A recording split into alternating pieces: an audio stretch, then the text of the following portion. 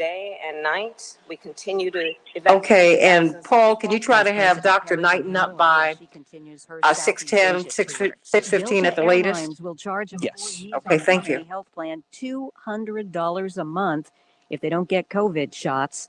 Word from Japan this morning that it is suspending use of more than 1.5 million doses of Moderna vaccine after contamination was found in some unused vials. No adverse health effects reported. 9 lawyers allied with former President Trump face financial and other penalties in Michigan. A judge saying they abused the court system with a sham lawsuit that challenged the state's election results. This is AP News. And now, illegal robocalls. Ed Donahue reports. 2 conservative hoaxers are facing a record fine for allegedly making illegal robocalls connected to the 2020 election. The proposed fine from the Federal Communications Commission for Jacob Wall, Jack Berkman, and Berkman's lobbying firm is more than $5 million.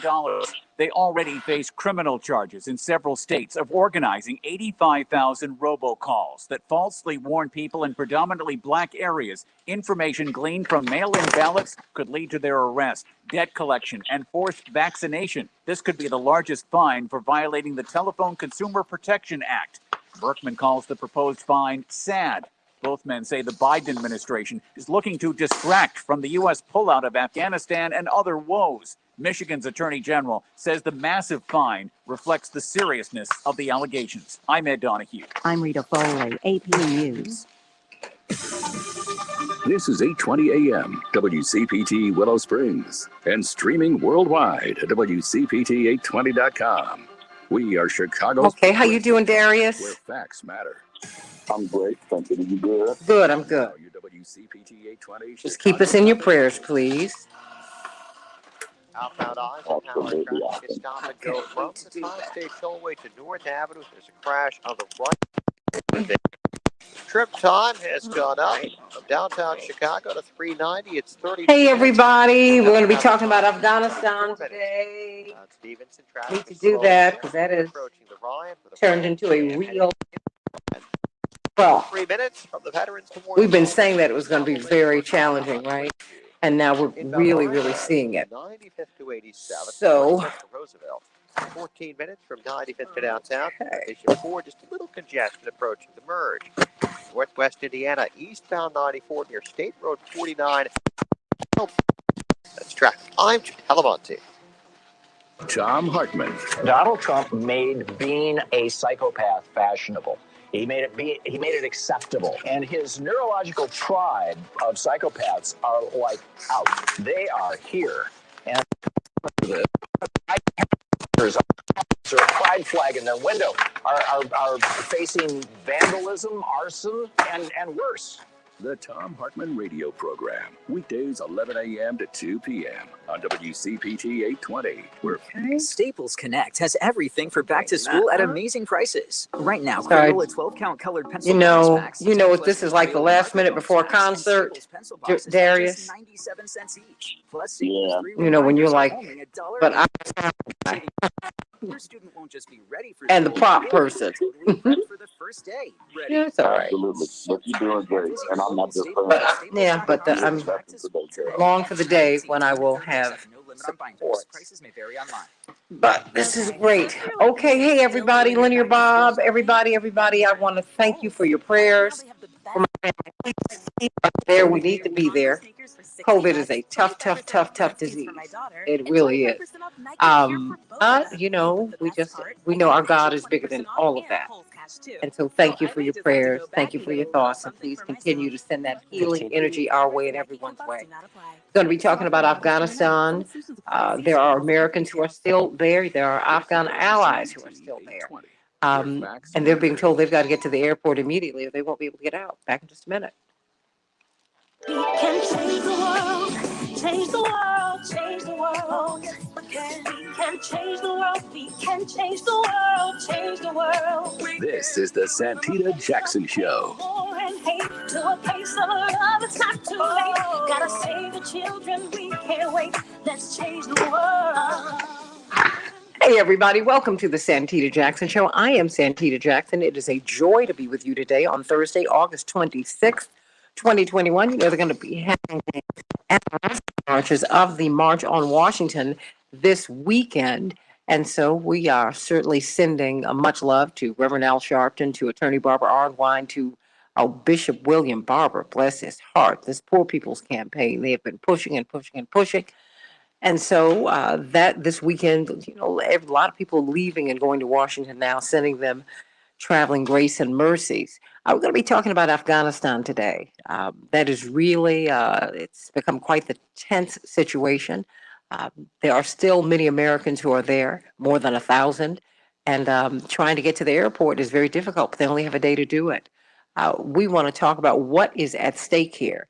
The G7 nations are pushing President Biden to extend the deadline. The Taliban has said absolutely not. You must be out of here by the 31st. And in fact, we've kind of, here we are. Here we are. Got to talk about that with Matthew Ho and Dwight McKee and Attorney Robert Patillo. And it's just, we've got to talk about that today. And of course, Dr. Shanina Knighton. Of course, we're still on the India Watch. Cannot wait to hear from Dr. Deborah Verholden about her grandbaby getting here. So let's get to some of these headlines. I'm coming to you from WCPT 820, the nation's largest progressive talk radio station, and AM 950 radio, the voice of progressive Minnesota. I want you to call me. I want to hear your voices. I've loved talking with you over the past few days. In particular, you all have been calling more and more and more. Of course, we're trying to get some more phone lines so that you all can call in more and more and more. That number is 773-763-WCPT, 773-763-9278, 773-763-9278 if you want to text me. GWC Lawyers, Injury Lawyers gives you the opportunity to do that. I want to hear your voices, 773-763-9278. And I want you to meet the Morning Stars over here on the Santita Jackson and Friends page and on WCPT's Facebook page as well. I'm at Santita J on Twitter, or at the Santita J Show, Santita Jackson Show. But go on over to at Santita J. I'm far more active over there. And then I'm on LinkedIn. I'm on Instagram, Santita Jackson IG. Please like and share, everybody. Andre, Linda out there in the Mojave Desert, please take care of your breath. It's smoky out there. And Joyce and Shirley from beautiful Philadelphia, and Linda and Linear Bob, my brother out in California. Gary, oh, I love you. I love you, Gary. Thank you for your love and your prayers from the Sounds of Blackness. Paula, Patricia, Dave up from the north, and so many of you, Vaughn, and just loving you, Billy Wingo, Jacqueline, Daphne, Vicky, all of you. Thank you for being with us today. Everybody whose name I called, please like and share, like and share, like and share. Let's get to some of these headlines on the Santita Jackson Show. Before we bring on Pastor Darius Brooks with some good news, Chicago, we're going to have some isolated thunderstorms today, everybody. 84 degrees. And in Minneapolis, St. Paul, 75 degrees. Cooling off. Scattered thunderstorms. The Dow points. The NASDAQ closed up 22 points. The S&P 500 closed up 9 points. And in Major League Baseball, the Twins, well, they were triumphant over the Red Sox 9-6, but the Cubs fell to the Rockies in a really high-scoring game. The Rockies 13, the Cubs 10. And then the White Sox, well, they fell to the Blue Jays 3-1. Everybody, what's going on in Afghanistan? Of course, we're going to be talking about that today. Terror threats apparently are complicating the Afghanistan evacuation. U.S. diplomats in Kabul have warned American citizens early this morning to immediately leave several gates into the airport following what one official called a very specific threat stream from a branch of ISIS-K. That's what they're called. A sworn enemy of the Taliban wants to sow mayhem at the airport and is capable of carrying out attacks. U.S. citizens, in fact, have been told to stop coming to the Kabul airport due to this terror threat. In the meantime, as we look at this very high threat of terrorist attacks, we are, as we're being told, as the U.S. and our allies are warning the desperate crowds away from the airport, we're seeing that U.S. veterans in the United States are supporting the Afghanistan withdrawal. 63% of America's veterans are saying, we need to get out. We need to get out. What do you think? I want to hear from you. What do you think? Do you think this has all been worth it? A majority of us increasingly are saying no. I want to know what you think. 773-763-9278, 773-763 WCPT. In the meantime, this is giving the Taliban an opportunity to show off U.S.-made weapons, according to this Washington Post report, because indeed we've left a lot of weapons behind. We've left a lot of weapons behind for the first time since January. COVID-19 hospitalizations have hit 100,000 persons, everybody. The cost of going unvaccinated, Delta Airlines is imposing a surcharge on their employees of $200 a month. And they might even get more penalties, some financial, some social, some lifestyle related. What do you think about that, everybody? Call me or text me at 773-763-9278. I'd like to get your thoughts on some of these headlines.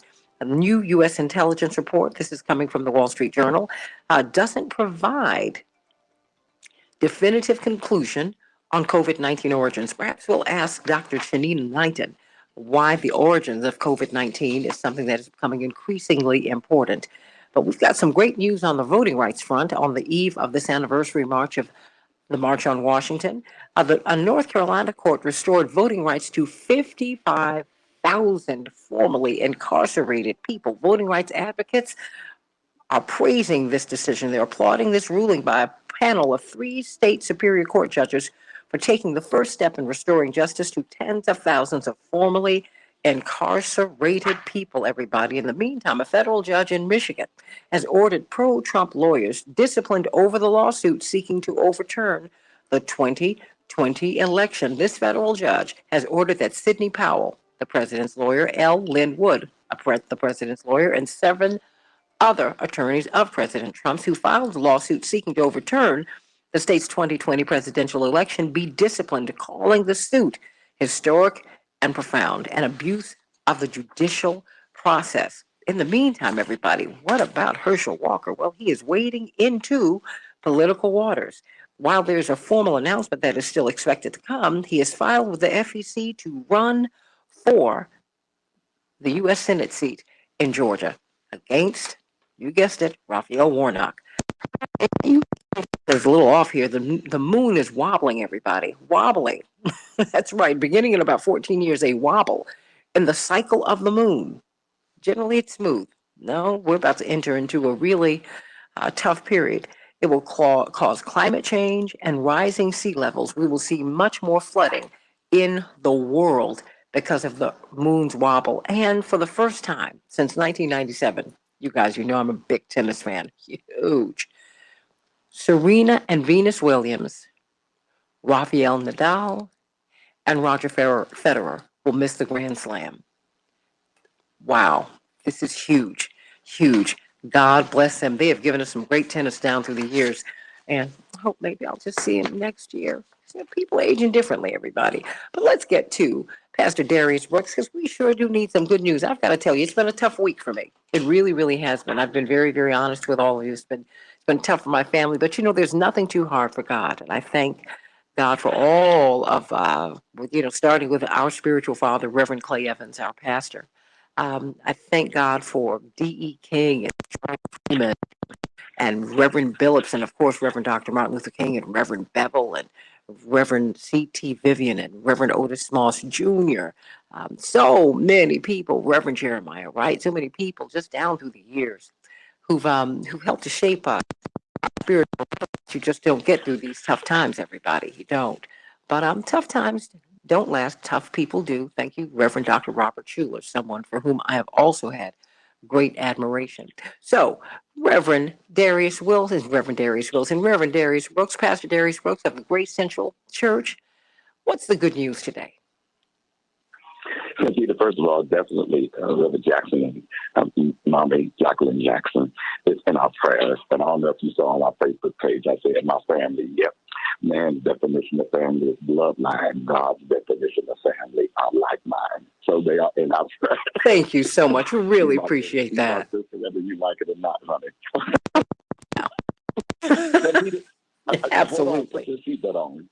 Because you said it already best. Often we're in attendance, but more often we never pay attention. I'm going to say that again. Often we're in attendance, But more often than not, we never pay attention. Santita, 1 Corinthians 10:13 says, there's no temptation taken you but such as common to man, but God is faithful, who will not suffer you to be tempted above that ye are able, and with the temptation provide a way for you to escape, so that you can bear it. Santita, put your seatbelt on. Temptation means any situation or set of circumstances in our lives, watch this, that exposes what's really on the inside of us, or what's on the inside of Santita, or what's on the inside of whoever's under my voice right now. People think temptation is the actual situation. People think temptation is the situation or the circumstances. No, the situation exposes what's really on the inside of us. It's the choice. It's not what's going on, because this is common. The situations and circumstances in our lives are common. It's like Santita, my dog died before. So he says when you're dealing with your dog dying, it's common. Or crazy, drinking a bad shake you don't like. I'm just giving some simple situations. He says the things that we normally go through, we think we're the only ones going through them, but it's common. And this is what's going on. Temptation exposes the results of either I'll be sound and trust God in this thing, or I'll fail and let the situation get the best of me. Santita, I'm about to run. Temptation in life makes you learn something from everything. Temptation is the choice of our thoughts. Santita, don't tell nobody I told you this. It takes the same much effort and energy for a bad life than it does for a good one. Millions live aimless lives in a prison of their own making. My God, I'm about to run. I know what I'm talking about, because I've been in some situations in my family with things, Santita, that I put God's word on it, and I'm free today. When you know common and don't do common, it costs more not to trust God than it does if you did.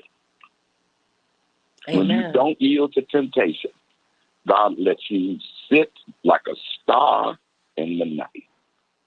But when you choose to be a copy and to deal with things that are common, from divorce to marriage, having to flat on the car to work, whatever the situation is, when you choose to be a copy and operate in common, you're like the darkness of the night you cannot see. Santita, I got to end with this. When you don't yield to temptation, or when you don't use your God-given position on a choice that you know is designed to take you out, you could predict your future by trusting God's story. Because his story is there is no temptation, there is no choice when it comes to me you can make, but such as common to man. But I'm faithful. I will not suffer you to be tempted above that ye are able. And with that temptation, I'll provide a way for you to escape so you can bear it. Santita, I wish it wasn't true, but it's true. The word of God says, having a form of godliness, but denying the power thereof. In this season in our lives, we better have a God that's going to bring us through. We better have a God that's going to see us through. We better have a God we can trust in mentally, physically, emotionally, financially, spiritually, socially, culturally, verbally, sexually, professionally, personally, that's going to bring us out and keep his word. Other than that, we'll walk in darkness. There's nothing in front of us that God says he can't bring us through. I love you. Amen. We're praying for Mommy and Daddy, Reverend Jackson and Mommy, and he's going to bring them through, because that's me not yielding to temptation. When you don't yield to temptation, you tell the situation silly rabbit tricks for kids. Absolutely. Amen. You know, children spiritually. You're supposed to be as a child. That is, you should stay open, but not childish. Not childish. You've got to, this is I like that, Santita. absolutely, well, it's nothing but the truth. And, you know, so everybody, look, you know, when my colleagues here at the station found out that my parents had COVID, the first thing Matt Cummings, our program director, offered was time off from me. And I just thank him for that. But no, that's not what I needed to do. I needed to be here with you. And because in life we have to persevere, we have to go forward. We really, really do. And the temptation is to yield. Yep. And sometimes not yielding to temptation. Yep. For yielding is sin. Now, That's sometimes what God wants us to do. That's right. Amen to that. Sometimes you need a moment, and you take that moment, because sometimes we don't pause when we need to pause. Common. That's right. It means it's happening to everybody, everything. We often think things are just happening to us. He says, I've gotten them through it. I'll get you through it. That's right. And I'm believing that. Everybody, today, let me bring on Dr. Shanina Knight and stay right here, Pastor Brooks, because she always has a wonderful word for us. Of course, she's an infection preventionist, and she is a research scholar from Case Western Reserve University, but she is also a registered nurse. Now, you know, when you're ill, particularly when you're in the hospital, the person who is really looking over everything that you do is your registered nurse. So, let's get right to it. Hold on. Um, well, okay, I just got a note from Dr. Deborah Furhold, and she said, still at the hospital, no baby yet. She says, we have a ways to go today, everybody. So we're on the India watch. Send up prayers and love to Dr. Deborah Furhold and her family and for baby India. We are waiting. Dr. Knighton, I know we typically talk about COVID, right? But you have been also beating the drum on the fact that there are so many other things that we still need to be looking out for. And one thing that I just came across, a Reuters report, the number of young people with the most prevalent form of diabetes nearly doubled in the United States from 2001 to 2017. Now, this is from um, a study. This is information from the U.S. the CDC, for prevention control, for disease and prevention control. Whoa. I mean, what is going on? Why are we seeing this surge in diabetes? And I bring that to you because you're always saying that we need to look at our diet, we need to look at our whole environment so that we can be healthy. Why do you think diabetes is surging in the United States, particularly amongst the young? So it's a number of reasons. It's multifaceted. So one that I have to bring up, I know we said we're not going to talk about COVID, but I got to talk about COVID. Because COVID actually increases, if you are on the borderline for having diabetes, COVID actually increases your risk of having diabetes. If you already have diabetes, then diabetes makes you more vulnerable to COVID. There's studies that are showing, this inverse relationship or this related relationship between the two. So that's one. The other piece is when we think about truly what we are eating, we never think about sugar and how sugar is in everything, right?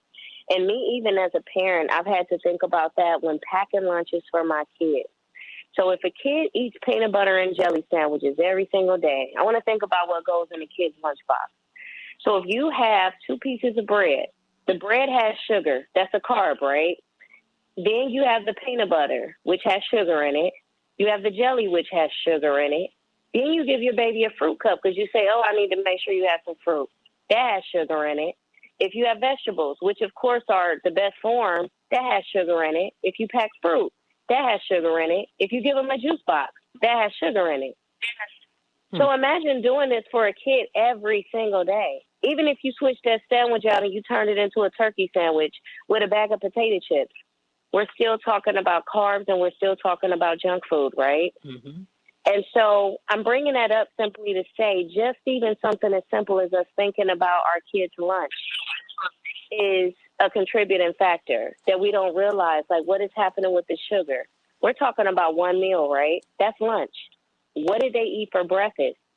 If it was pancakes, more sugar in it. If it was fresh toast, more sugar in it. If it was a Pop-Tart, more sugar in it. If it was a Nutri-Grain bar, more sugar in it. So I'm bringing these things up because this still isn't even including the candy. It's not including the popsicles. It's not including any other kind of junk food that we possibly don't even think about before we give them these items trying to feed them throughout the day. Carbs are essential, so it's not to say that they're not. But when we think about what Dr. Deb also describes as being a nutrient-dense diet, the diets that most of our children have are not nutrient-dense. They don't contain all of the food groups that we do need in order to be able to feed our bodies. And we even know, too, that there's controversy based off of that, including quantity, because all of our bodies are different. But when we think about the fact that the majority of the food in which they will consume is filled with sugar, that in itself already works against them. So when we're looking up and we're saying, wow, why are all of these young people having diabetes? It's the same exact way of when somebody is looking at the ingredients in their sandwich dressing, right? looking at the ingredients in bread. So I'll give you an example. BHT or EDTA. I'm not going to go into the scientific names of them, but just those two alone, if you look them up, they'll tell you that they are linked to carcinogens. Carcinogens are essential for causing cancer.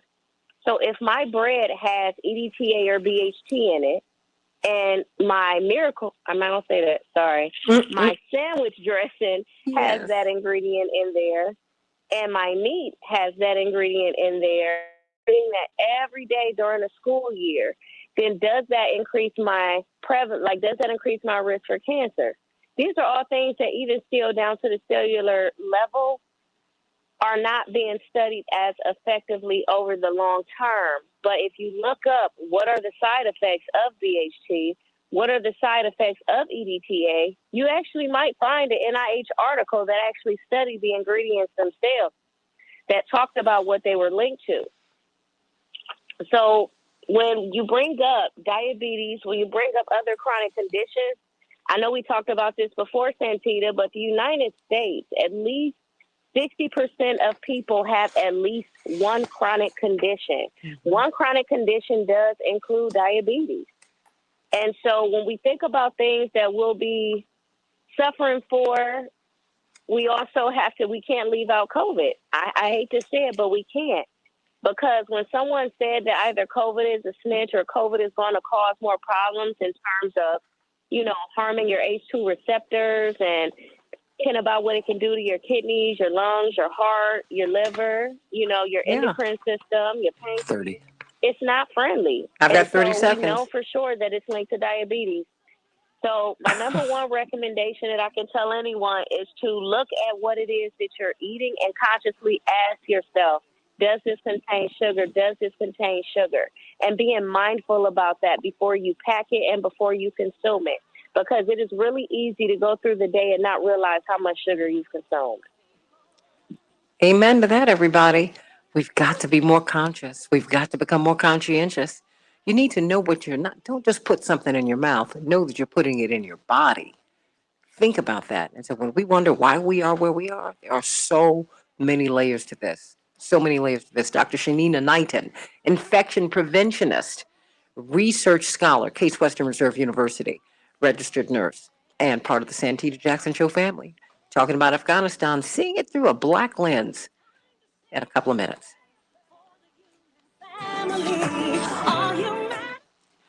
Ooh, Dr.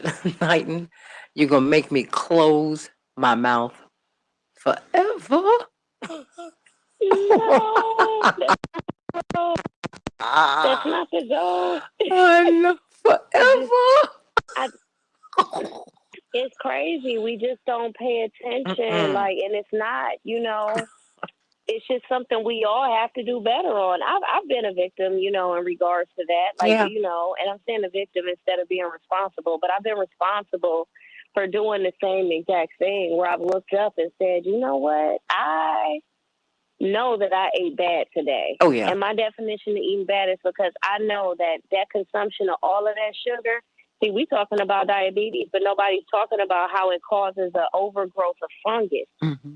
It causes the overgrowth of fungus around your organs, and that's actually what makes your organs sick. Everybody think so it's about just it. multiple reasons to just try to do better, yeah. We have Attorney Patillo. That's why you were here. Well, I mean, that's why you are here. Yeah. That's why you are here. You want to stick around and listen to what we talk about seeing Afghanistan through a black lens? Absolutely, because I'm telling you right now, boy, look, it's one thing, and one thing is another, ain't it? Oh, every day. I can't sleep because all this stuff keeps hitting me upside my head all day. But I think I've got Dwight McKee and Attorney Patillo. Attorney Patillo?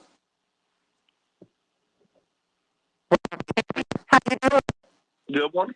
I'm well. How are you? Do we have Dwight McKee there yet? Well, we will in a hot second. Okay. So I thought this was very interesting. We have Mr. McKee. Okay, thank you. Dwight McKee? Good morning. Okay, how you doing? Pretty fair. How about you? Oh, fantastic. We've got Dr. Shanina Knight, and she's still she's listening. But I said, let me invite. She's good. Is, She's very good. isn't she brilliant? Of course. But I see you some days when you're not, you just hang on, Dr. Knight, and you are listening to the show, and you're like, what was that? Wow, wow. So I said, let her stay on, because that's what Dr. does too. And of course, I'm a watch everybody. Dr. Darren's daughter has not had her daughter yet. They are still waiting. She said they still have a ways to go. And of course, we're going to let you know what's happening, everybody. Don't worry. And wait, okay. You said, Vicky, you said when you were in Jamaica last week, most of the people at the rare Burger King you walked by were Americans. Well, all that good food in Jamaica? What? Wow. Wow. Well, you know what? Is it Cesar? I can tell you the good news is that times they are changing. A lot of things have been out of whack since the beginning of time, but I think we're living in a moment in which we're seeing a great reset. Now, some people see the great reset one way, but I think people of faith 30. see it another way. Things are getting right. But first you have to expose. You have to expose the poison. And that would just poison us. So we've got a lot to talk about, everybody. Got a lot to talk about. A lot. 15.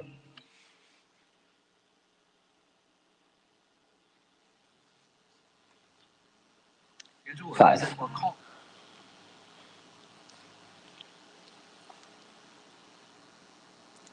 We can change the world, change the world, change the world. We can change the world, we can change the world, change the world. This is the Santita Jackson Show. War and hate to a place of love, it's not too late.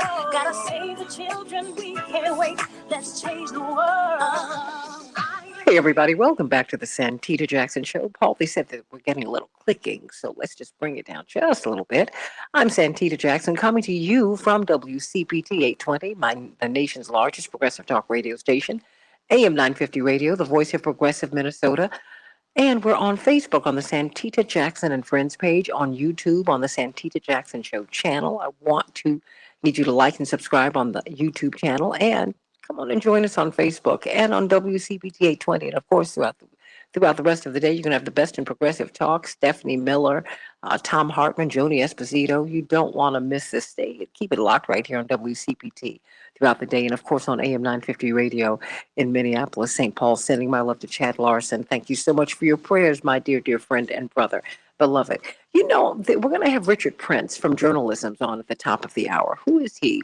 He is a columnist who really brilliant journalist, introduced to me by my late dear, dear, dear friend. And I have to tell you, he's brilliant. He covers diversity issues in media. He covers diversity issues. And he has a lot of really interesting conversations, and he's able to talk to the journalists who work for all of the mainstream media and independent media. And he covers, our progress in the media and how we're covering stories the stories that we cover, the stories that we're not allowed to cover. And so he pulled together a fantastic roundtable of 4 journalists of color. And of course, our dear friend Malcolm Nance was part of that. But you had from WGBH in Boston. You had Ron Claiborne, who is from ABC News, Osier Muhammad, one of our dear friends from here, who was a Pulitzer Prize winning photographer from the New York Times, and Tim Craig, who was based in Pakistan. And you had a lot of people who just weighed in. But what was interesting was hearing how they talked about their view of of Afghanistan when they were there. And what they saw was colonialism. And so he wrote a very interesting piece, and he's going to be on at the top of the hour to talk about it. When the man went to Afghanistan. Now, the man, of course, is something they used to talk about in the 60s, right? The man, which is the power, the great empire. The man went to Afghanistan, and the man did not understand what he was seeing.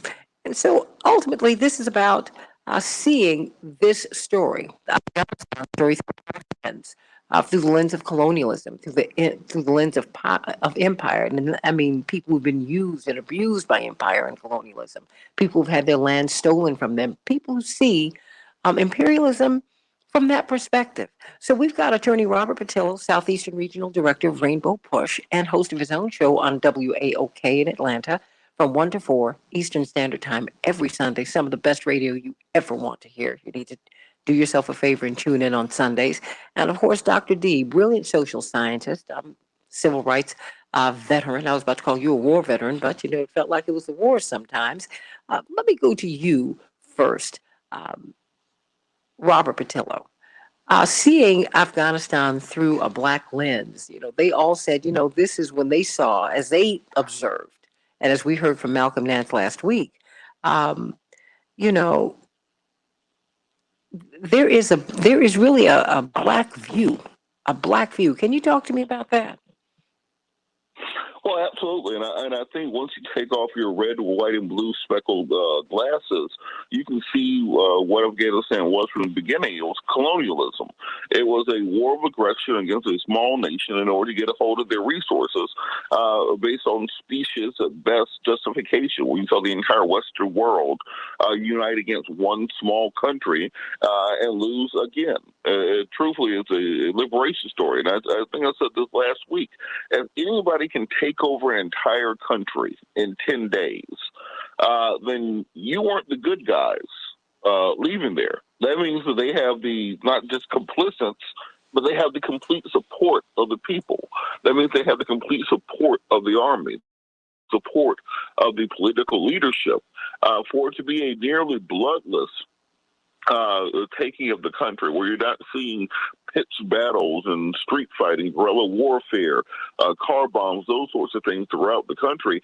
And if you look at the media images from all non-Western news outlets, things such as Al Jazeera, Reuters International, BBC even, the Taliban threw an ice cream party in the streets of Kabul after retaking the country. The pictures we see from Western media is this idea of the Taliban just cracking people upside the head and doing all these atrocities and the reports of beheadings, those sorts of things. But the videos and the pictures that you see coming directly from them and directly from the people on the ground show a very different scenario. You see a group that has liberated the country of Afghanistan from another European Western interloper, which has tried to take hold of the country. We saw it with the Russians in the late 70s into the 1980s. We saw it with the British before that. We saw it with the Greeks 1,000 years ago, continuously trying to take this nation because of its strategic location. Think about the nations that border Afghanistan.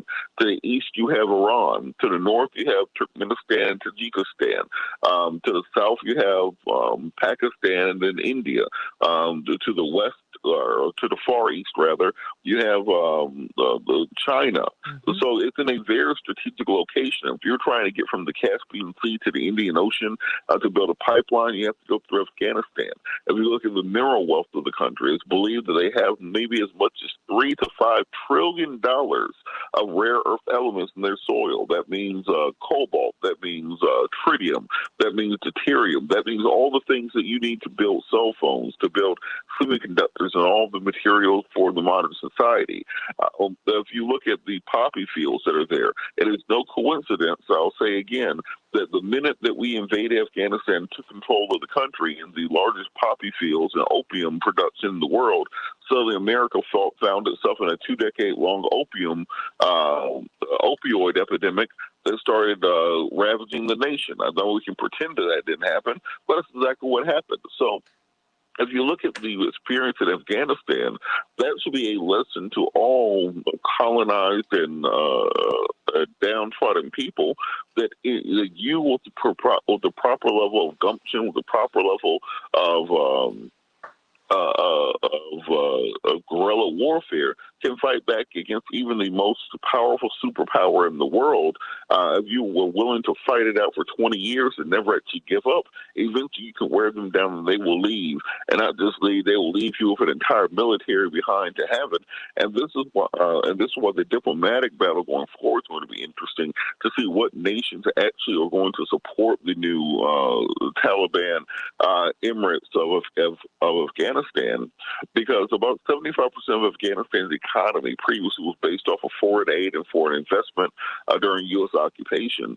With that money being gone, and the only nations to currently identify or to recognize this being a legitimate government being China and Russia, it's going to be interesting to see if they can actually keep the economy of that nation going, or if they will do Afghanistan the same way the West did Haiti, and basically, despite their victory in the revolution, starve them out of existence.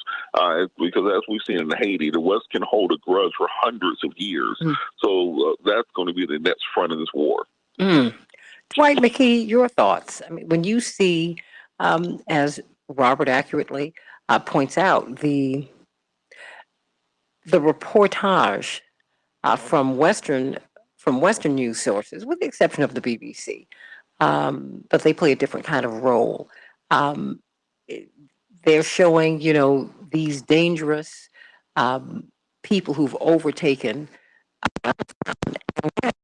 If you look at Al Jazeera and these other, the sources from places of color, they're showing you another story. They're showing you victory. I mean, where do you fall? I mean, what do you see when you see what's happening in Afghanistan? Well, I think Robert really summed it up brilliantly.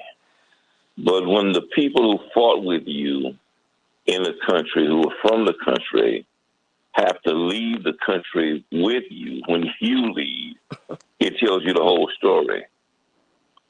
When they have to pack up and leave because you've gone, meant that they didn't have the support of the country that they thought they were fighting in behalf of. And so it's that, and all of the dynamics have changed. One is because when they started the war, Santita, it was a war between the U.S. Army with all of their cannons and tanks and airplanes and a bunch of Taliban soldiers with camels and swords. Now what you have is all of the military armaments that America bought in spades. You have them now, but now all of them are on the side of the Taliban. And so those armaments, those tanks, those planes that were you used against them now can be used against you. So the balance of power has changed dramatically. I remember a conversation we had 20 years ago, Santita, when the war first started. And I told you, I said, Santita, this is rope-a-dope.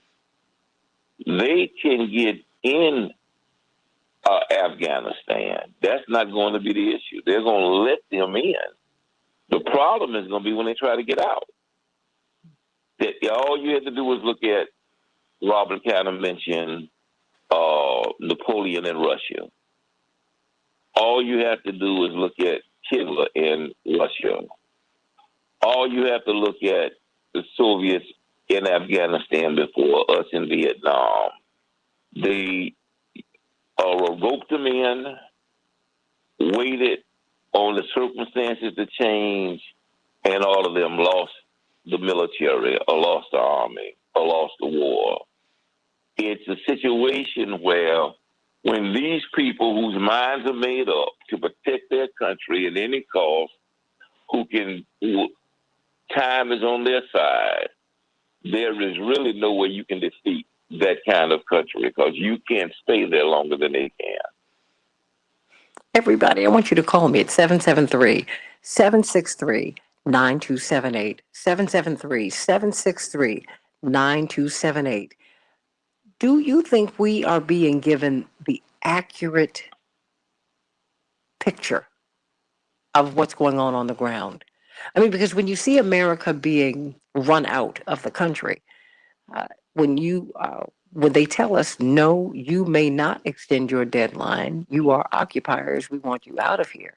See, because we didn't hear the full statement, Robert Patillo, from the Taliban. I had to go to Common Dreams and to some other sources to hear them say, no, if you stay here, this will cause us to mistrust you.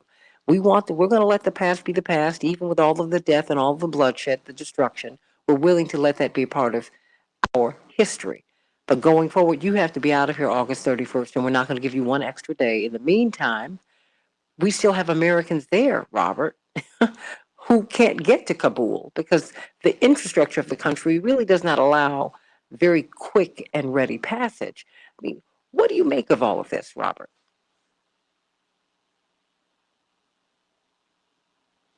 Robert Patillo? Well, Dwight, let me go over to you. Sorry, I Oh, was okay. on On mute? Okay. at the mute. I think the most important thing we have to look at is what is going to be the nature of American colonialism going forward. Because if you look at the last 70 years of American colonialism, it has not gone well. We are not really good at this colonial power game. We tried to colonize Korea. That didn't work. We ended up in an armistice that lasted till this day. We tried to colonize French Indochina. It looked like it was, low-hanging fruit that we could get a hold of. That did not work out very well there. We've tried colonialism in Iraq, where we stormed in, we raided the palace, we stole all the gold, we stole all the oil from the oil fields, we stole many of their resources, but then eventually the counterinsurgency worked so poorly we had to leave there. We colonized Afghanistan, and I know we don't use the word colonize, but colonization by a different name is still colonialization. We tried to colonize Afghanistan and steal their resources, and that didn't work either. So it's not as if America is going to simply stop having wars of aggression. It's going to stop trying to colonize smaller nations. We're in a geopolitical game right now with China, where for the last 50 years, China has realized the best way to lift 50 million people out of poverty is by economically investing in your own people and economically investing in nations around the world and controlling them through debt.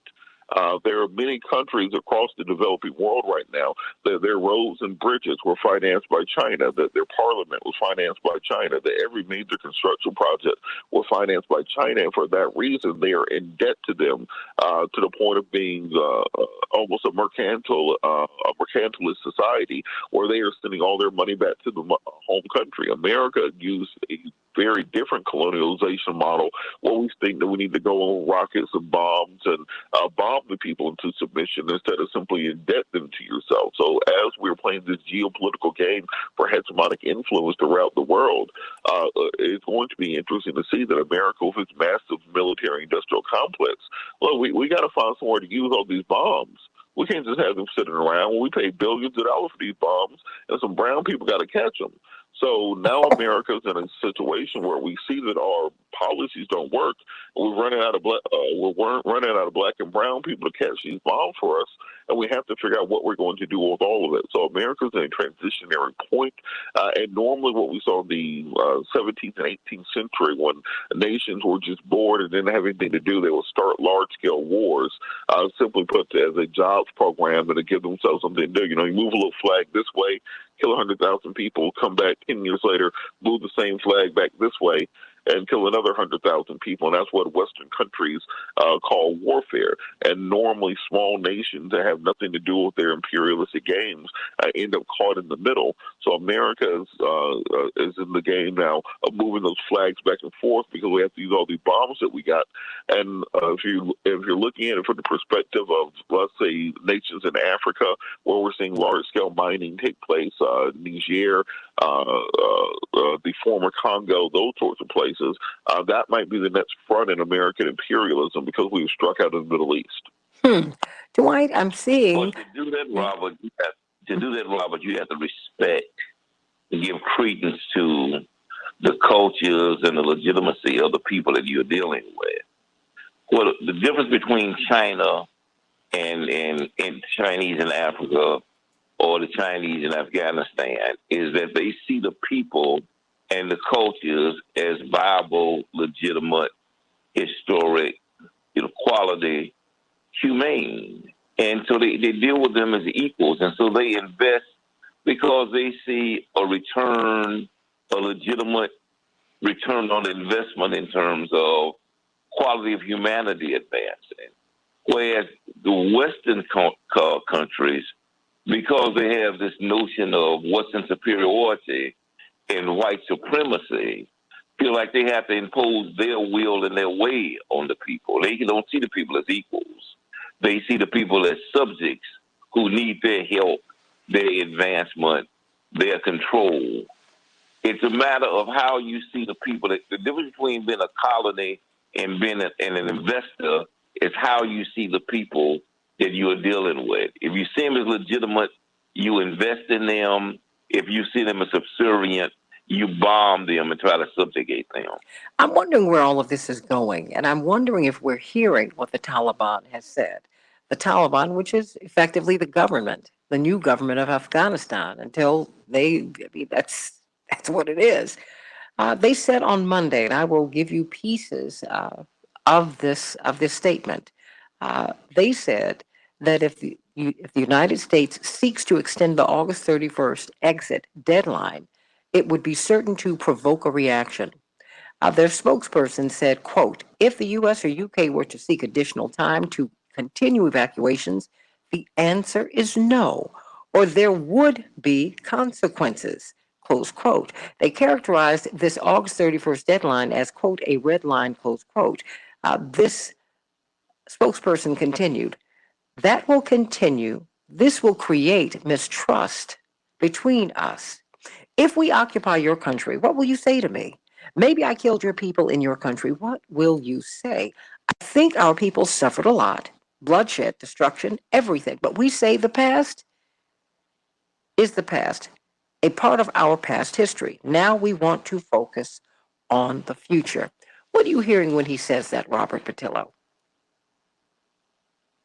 Well, it's very interesting because pretty much what they're saying is you had 20 years to get out of here. Why do you need more time? And indeed, the deal that we struck with your government, I know it was a previous regime or previous administration, but if the U.S. is going to have any credibility, we can't simply assume the rest of the world will tear up every agreement whenever there's an election. Y'all say y'all going to be out of here by May of 2021. Here it is August of 2021. Y'all got airplanes, y'all got Jeeps, y'all got boats, y'all got all this stuff. What the hell is taking y'all so long to get on up out of here? Y'all didn't plan on leaving, or and if you're going to start making exceptions now, then it's going to we have no reason to trust you. Why would you said that you were coming into this country to get Osama bin Laden 20 years ago? You got Osama bin Laden, and indeed we offered even prior to the war in Afghanistan to give you Osama bin Laden to a third-party nation, and the United States rejected that. We surrendered to you in December of 2001. The Taliban sought to surrender. Donald Rumsfeld refused to accept that surrender. There have been pathways to leave Afghanistan since the Bush administration, through the Obama administration. So I think they have gone to the place where they believe that any efforts to continuously extend these deadlines will simply be another excuse for the United States and Western power to stay there, not for another 30 days, not for another 90 days, but for another 20 years.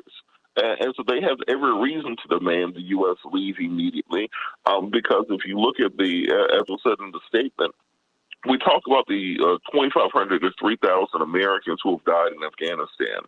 We don't even count the number of Afghanis who have died. Mm-hmm. You never hear news reports that even have an accurate estimate on the number of people who have been killed by the United States in Afghanistan or in Iraq over the last 20 years for ostensibly no purpose, no reason at all. These people simply lost their lives because they were cannon fodder in the middle of the United States war. We were mad at a terrorist organization for their attack on America. And because we couldn't find the terrorists, we just picked a couple random countries and started throwing bombs at them. If we had spent the exact same amount of money on aid for Afghanistan, we would have done a better job of defeating the Taliban over the last 20 years with $2.5 trillion of aid than $2.5 trillion of bombs.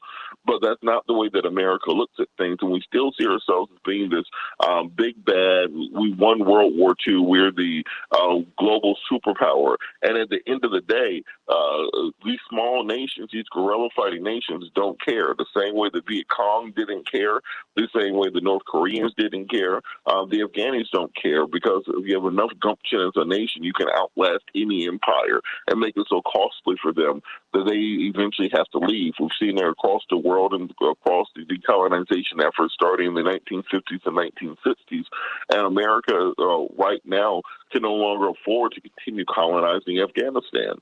So I do think that we will be out by the August 31st deadline, because it's not that the Taliban will go into a one-on-one military battle with America, but they understand we no longer have the political will and the economic wherewithal to continue this fight. And once American civilians start dying in the streets there, then the U.S. will be faced with two choices: accelerate the evacuation or redeploy troops and turn back into a hot war, end up in the middle of an Afghani civil war. I don't think anybody in the West has the stomach for that right now. At the top of the hour, we're going to bring on Richard Prince from Journalism, who did this wonderful roundtable on when the man goes to Afghanistan.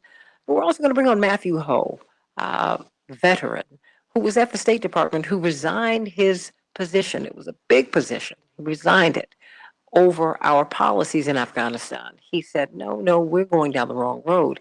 Cannot wait to hear what he has to say. What will be the consequences? What could be the consequences if Americans are left behind? If are left behind, what will be the consequences? Can we afford to leave anyone behind? These are diplomats. Some of these might be soldiers. We've already told people not to come to the airport. What does all of this mean, everybody? It's something to think about. And how could this play itself out here politically in the United States? You know, we're living in a time of tremendous tumult. Where will this go? How do people feel about the mission? I mean, do they feel that this was the mission that they went into Afghanistan on, in the aftermath of 9/11? How are these families processing it? How are the veterans processing it?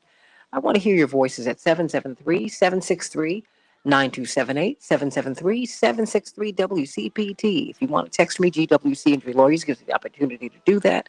Stay here with my morning stars. Everybody like and share. Oh, everybody like and share on the Santita Jackson Show. Let's talk about Afghanistan. Back in just a few minutes. You guys are brilliant. Brilliant, brilliant, brilliant. And thank you, because, we're not hearing this conversation anywhere. Well, should I say not in enough places? I'm not going to say anywhere, but not in enough places, quite frankly. So thank you, Robert. I'm not saying goodbye. I'm just saying thank you. No problem at all. Not saying goodbye, but when I saw that, because I love journalism. I love it. I love it. I love it. But I thought it was so interesting when the man went to Afghanistan and to see the thoughts of these Black reporters in these, big mainstream media organizations. And they're like, what you guys are seeing is not what we are seeing. This is, this looks very familiar to us. And I thought that was very interesting. Very, very interesting. But now, when we talk to Matthew Ho, I want to know about the, get down in the weeds about what this is going to look like. Because I don't know these 1,500 Americans who they say are stuck out in the hinterlands. Because, trying to get through Afghanistan is tough. What is that going to look like if they get left behind? Well, I also think realistically the Taliban government has every reason to help get those Americans and other foreigners out of the country, because they do want to be seen as a legitimate government. They don't want to be seen as this theocratic terrorist regime that they've been painted as for the last 20 years. Yeah, Mr. Ho. And frankly, what they also don't want is for the U.S. to redeploy troops there and to go back into a hot war. At the end of the day, they are still a very small force who would have to retreat back into the mountains. They won right now. And so what you don't want to do is, I'm a Falcons fan. You don't want to be up 28-3 and then do something that makes you end up losing the game at the end. So for the Taliban government, they have every reason to try to get those folks out of the country and not turn back into a hot war. Because despite having that U.S. military equipment, all of it's going to be basically useless in 3 to 6 months. So they'll be right back to fighting in the caves with their AK-47s and so on and so forth if they try to turn this back into a hot war. So I think everything is pointing towards them working to get those people out of the country and having a peaceful resolution. Well, we've got Matthew Ho. Matthew, I'm so glad you came back with us today. Hi, thank you for having me on. Oh, please, you don't have to. You're part of the family now. Sorry. I know he's like, oh. I appreciate it. And I hope your mother and father are doing well. Oh, thank you. Or as well as can be. Thank you, as well as can be. And we've been very, very blessed. They have access to the best health care. And so, COVID is an up and down thing. And so we're just holding on and just grateful for every good day. Grateful for every good day. But thank you so much for asking. Thank you so much for asking. And everybody, thank you for your prayers. We certainly do need them, still need them. So please keep them lifted up in prayer. But, hey, I can't really say anything because everybody's going through a tough time, right? Everybody I know has got a story. And so this is all part of our, I guess, our earthly journey. What did John Lennon say? Nobody gets out of this alive. Okay. He sure did say that, everybody. Nobody. What did you say, Savannah? You got to know when to hold, know when to fold. Thank you, Kenny Rogers. Know when to walk away, know when to run. Well, that's what we're doing in Afghanistan right now. We are running, okay? So there you go.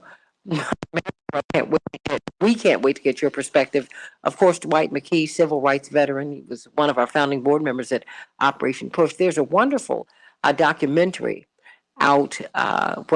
Certainly it was debuted at Tribeca just a couple of months ago. And one of the producers is Steve Jobs' widow. And he's doing magnificent work on the west side of this city, helping to rebuild our young people. And so he's doing magnificent work. And then, of course, Attorney Robert Patillo, who is our Southeastern Regional Director for Rainbow Push. Brilliant radio talk show host, everybody. You're getting a lot of people who want to listen to you, Robert, on WAOK out of Atlanta. And it is from 1 to 4 Eastern Standard Time, 12 to 3 Central Standard Time, WAOK in Atlanta. If you just go there, you can connect with him on Sunday. But we're also going to have Richard Prince, brilliant journalist, really.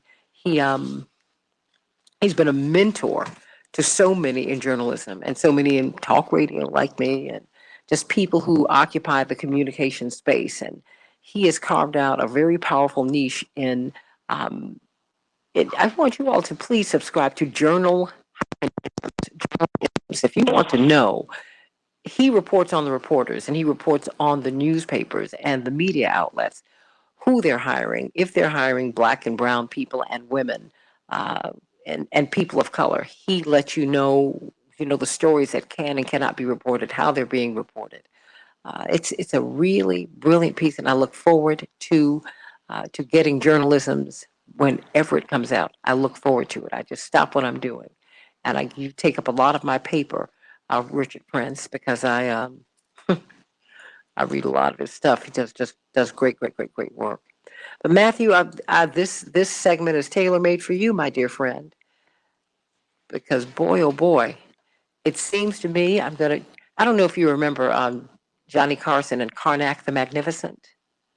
We have Mr. Prince. Yeah. Of course. When I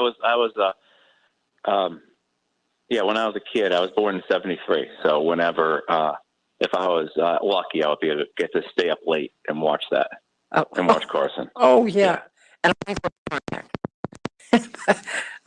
but I feel like what you resigned for such a time as this, if you will. Yes, yeah, and it really has. This is what I coming back in 15. I expected to happen. Not certainly the way it unfolded, and I had there's no conception to me that it would take to 2021 for it to occur. Coming back in 5. But no, I did. I mean, I think, and there are many of us in the U.S. government, many of us in the U.S. military. I mean, we know because of what the Washington Post. Well, hold on. We're about to bring it to you. Hold on. Change the world. We can change the world. We can change the world. Change the world. This is the Santita Jackson Show. War and hate to a place of love. It's not too late. Gotta save the children. We can't wait. Let's change the world. Hey, everybody. Welcome back to the Santita Jackson Show. It's Thursday, August 21st, 2021. We're talking about Afghanistan. We are closing in on the deadline. Will we be able to get all of the Americans out? Will we be able to get our allies out, the people who worked with us for 20 years? That is a question. That is a question. And we are resorting to extraordinary measures to get our people out. Will we be able to do that? What happens if they're left behind?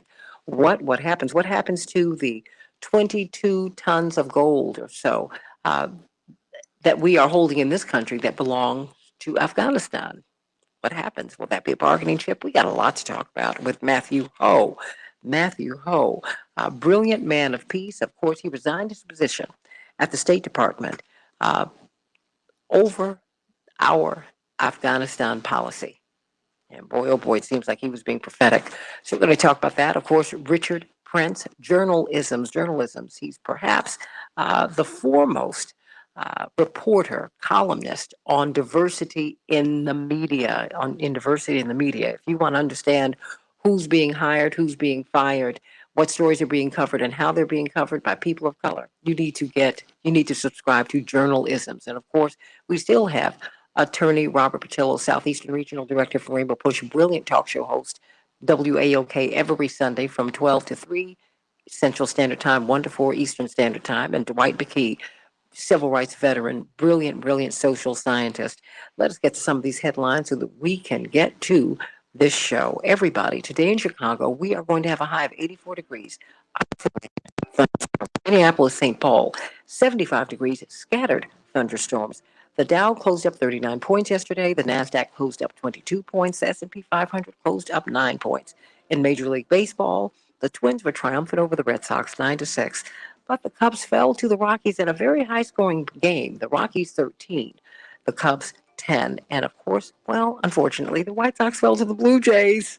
Blue Jays 3, the White Sox 1. Everybody, what's happening in Afghanistan? Well, U.S. diplomats have warned American citizens early this morning to immediately leave several gates into the open. One official calls a, quote, very specific threat stream. We're going to be talking with Matthew Ho and this panel about that in just a few minutes. According to the latest reports from the FDA, Moderna has completed its submission to the FDA for full approval of its COVID-19 vaccine for people 18 or older. Meanwhile, Pfizer and BioNTech have begun submitting data for full approval of a third booster dose of their vaccine. As expected, full FDA approval of the 2-dose Pfizer vaccine is leading to more mandates. The Pentagon is requiring all U.S. military to get fully vaccinated against COVID-19 immediately. Disney World also reached a deal with 2 employees' unions to require vaccinations among applicable staff. And Delta Airlines is going to require those who have been unvaccinated to pay a surcharge of $200 a month. What do you think about that? Call me or text me at 773-763-WCPT, 773-763-9278. Well, for the first time since 1997 at the U.S. Open, you will not see Serena Williams, Venus Williams, Roger Federer, Rafael Nadal. Wow, this is a generation, everybody, that is passing in tennis. But we want to thank them for the great tennis that they have given us. And incredible news as a new North Carolina court has restored voting rights to 55,000 formerly incarcerated people. Let's get to Afghanistan, everybody. I'm Santita Jackson. This is the Santita Jackson Show, and I want everybody here, please, like and share. Of course, we've been talking with Robert Patillo, Attorney Robert Patillo, Southeastern Regional Director for Rainbow Push, radio show host on WAOK in Atlanta every Sunday from 12 to 3 Central Standard Time. Dwight McKee, noted social scientist. We're joined by Richard Prince of Journalism's brilliant columnist on diversity issues. Indeed, he's really been a mentor to everybody in journalism of note, all people of color over the past few decades. And we thank God for him and his wonderful work. Please subscribe to Journalisms. You don't want to miss it. It will add much to your life. And then this hero of all of ours, Matthew Ho, former Marine captain, resigned from the State Department because of his opposition to the U.S. war policies in Afghanistan, which brings us to today, Matthew Ho. You were with us last week, and it seems like this story has not calmed down. It's gotten bigger. You've got Secretary Tony Blinken, who's saying, you know what? Americans, you should have listened to our first admonition. You needed to get out of there. Ooh. Now they're being told to stop coming to the Kabul airport because of a viable terror threat.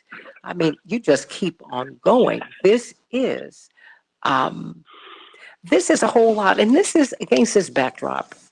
I want you to react to this, Matthew, and everybody here, you, Richard, and everyone. The Taliban made a statement on Monday about the evacuation. They said the answer is no. We will accept no extension of this August 31st deadline. They said it would, quote, provoke a reaction, close quote. He continued to say, quote, if the U.S. or U.K. were to seek additional time to continue evacuations, the answer is no, or there would be consequences.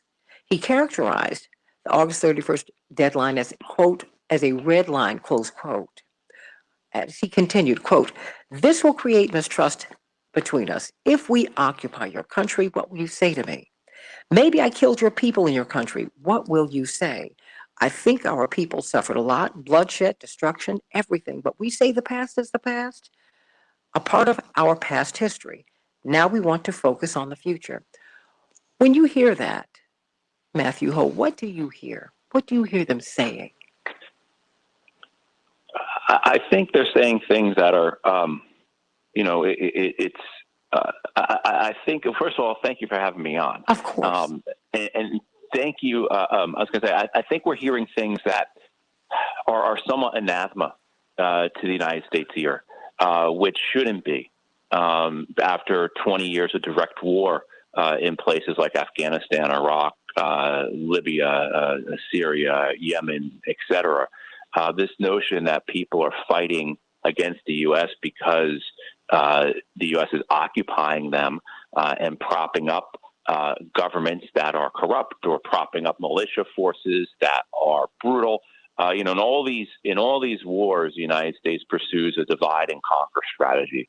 This is the same type of strategy the United States has used throughout its wars. With the exception of maybe World War I or World War II or the Civil War, most American wars have been based somewhat on a divide and conquer strategy, going all the way back through the genocide against the Native Americans. I think what we're hearing is legitimate grievance. We may not like to hear this, but this is certainly the way it is viewed. When they say things like "you came to our country and killed our people," that is correct. And we have to understand this war in Afghanistan not having started on September 11th, but starting back in the 1970s. And I think with regard to the airport, what we've seen this last week and a half, 2 weeks, has been absolutely tragic and heartbreaking. And it's tragic and heartbreaking for us. So we can imagine what so many Afghans are going through, and the frustration, the anger, the despondency, et cetera. And I think with regards to the airport, though, I think the Taliban, I think their main concern is getting the airport back open in a functional manner so that flights can come in and the economy can survive. Right now, Afghanistan is facing a dire economic situation with regards to much of its money being held by the U.S. and other Western countries. The reality that Afghanistan is a country that is dependent upon foreign assistance for survival. So the Taliban are desperate to get the airport back up and functioning as a lifeline. For one example, there's $500 million of medical supplies, particularly COVID supplies, that is stuck in Qatar because those flights cannot fly into the United States. Flights cannot fly into the Kabul airport as long as this evacuation is going underway. So I think when we look at this, we really have to try and look at it from their perspective, as ugly as that may be, as much as we may have to hold our noses, because, I think that's one of the things that has propelled these wars over the last 20 years, as well as, were the reasons these wars began. I mean, the reason for these wars goes back through the 20th century, through the 90s, the 80s, et cetera, and understand that many aspects of these wars, these events, these episodes have things that maybe we're not talking about here attached to them that maybe we should be. Could this have been done differently, Matthew? I mean, the president is taking a lot of heat from G7 nations, even from within the United States. This could have been done differently. Could it have been done differently? Should it have been done differently? How could it have been done differently? Yes. Well, look, I mean, I tend to view this notion that we need to investigate the withdrawal, that was bad. I view that as pretty evasive and pretty absurd. Viewing this last week or 2 or 3 weeks in Afghanistan as what needs to be investigated and ignoring the previous decades is really a means for many, I think, politicians and media to cover from their own involvement in these wars. To me, it seems as if if you say you build a house of straw Santita, cover it in gasoline and light a match, and then you're all upset why the roof collapsed. It's that level of absurdity of missing the most important aspects of this. But certainly, with regards to the evacuation, absolutely. First of all, there's been veterans groups and human rights groups and other organizations who, for at least 8 years, maybe more, have been saying we need to do something about the people in Afghanistan who worked with us. I mean, for at least 8 years. As soon as President Obama began to bring back the bulk of U.S. forces from Afghanistan, these things were being raised. The fact that it would take 800 days for somebody who worked with us in Afghanistan to receive a visa is just, that's absolutely criminal. And particularly since so many of the people who worked in Afghanistan with us are people that have, not just 1 or 2, but oftentimes because they worked with us for many years, several Americans who would vouch for them, military officers, diplomats, contractors, whoever. But, many of these people who it was taking 850 days or whatever the number was to get a visa because we had to make sure they weren't terrorists are people who many Americans who are over there would say, this guy saved my life. I'm alive because of him. Right. So the whole the way this was structured was just, the thing was not the visa process in Afghanistan, the same as it was in Iraq, was never to help the Afghan people, never to help the Iraqi people, never to provide justice to people who worked with the United States and who were morally owed this. It has always been, the visa process has always been to protect the State Department and the U.S. government from any finger pointing in case something goes wrong. And we've never seen anything go wrong with it, right? I'm not aware of any of these refugees we've taken in who have ever done anything that there would be finger pointing from. I mean, maybe there have been a couple of things. There have been issues where military officers who have come over for training have done acts of terrors, but those are not refugees, particularly refugees who come from the pool of people who have been supporting the United States in these wars in these countries. But certainly, I think another aspect of this that there things could have been done differently is, it was understood that the Taliban were going to try to take Taliban peacefully. I mean, that was their intention. Anyone who saw them and recognized how they were acting, how they had been successful taking Kabul, say in 1996, even knew that this was not what they desired. And so of course, the speed at which they took Kabul shocked everyone, including the Taliban themselves. But the panic that resulted, I think there was always going to be a crisis. There was always going to be maybe an emergency, and the panic that occurred, though, I think had a lot to do with the way the United States and its partner nations conducted themselves, the messages they were putting out, as well as, too, I think a lot of how the media took this. And hey, I'm not saying that the Taliban aren't something that people shouldn't be afraid of, including people who worked for the U.S. and the West in Afghanistan.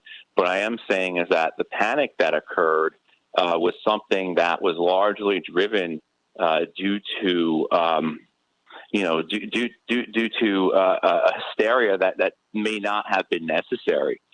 We have seen, one of the things that's very shocking, I think, to a lot of people is that we have not seen the large-scale atrocities and revenge killings that you would expect in a 40-plus-year-long civil war. I mean, the level of violence has been remarkably minimal.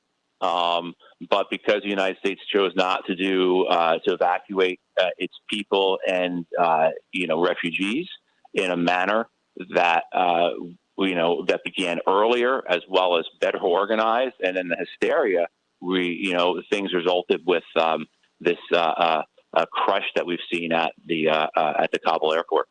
Why did you resign from the State Department?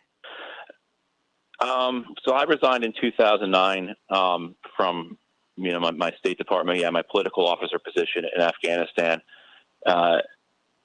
as a result of the escalation of the war. For one thing, I had been in the Iraq War twice, and at that point I was intellectually and morally broken. But the other aspect was that I saw that there was no fundamental difference between the wars in Iraq and Afghanistan, that they were both counterproductive, morally wrong. They were, again, using this divide and conquer strategy I described. And so that our presence, the American presence, the Western presence, was fueling resentment against the occupation. And so my protest against the escalation of the war was that this is going to make the war worse, and it will ultimately be futile, and we will ultimately lose.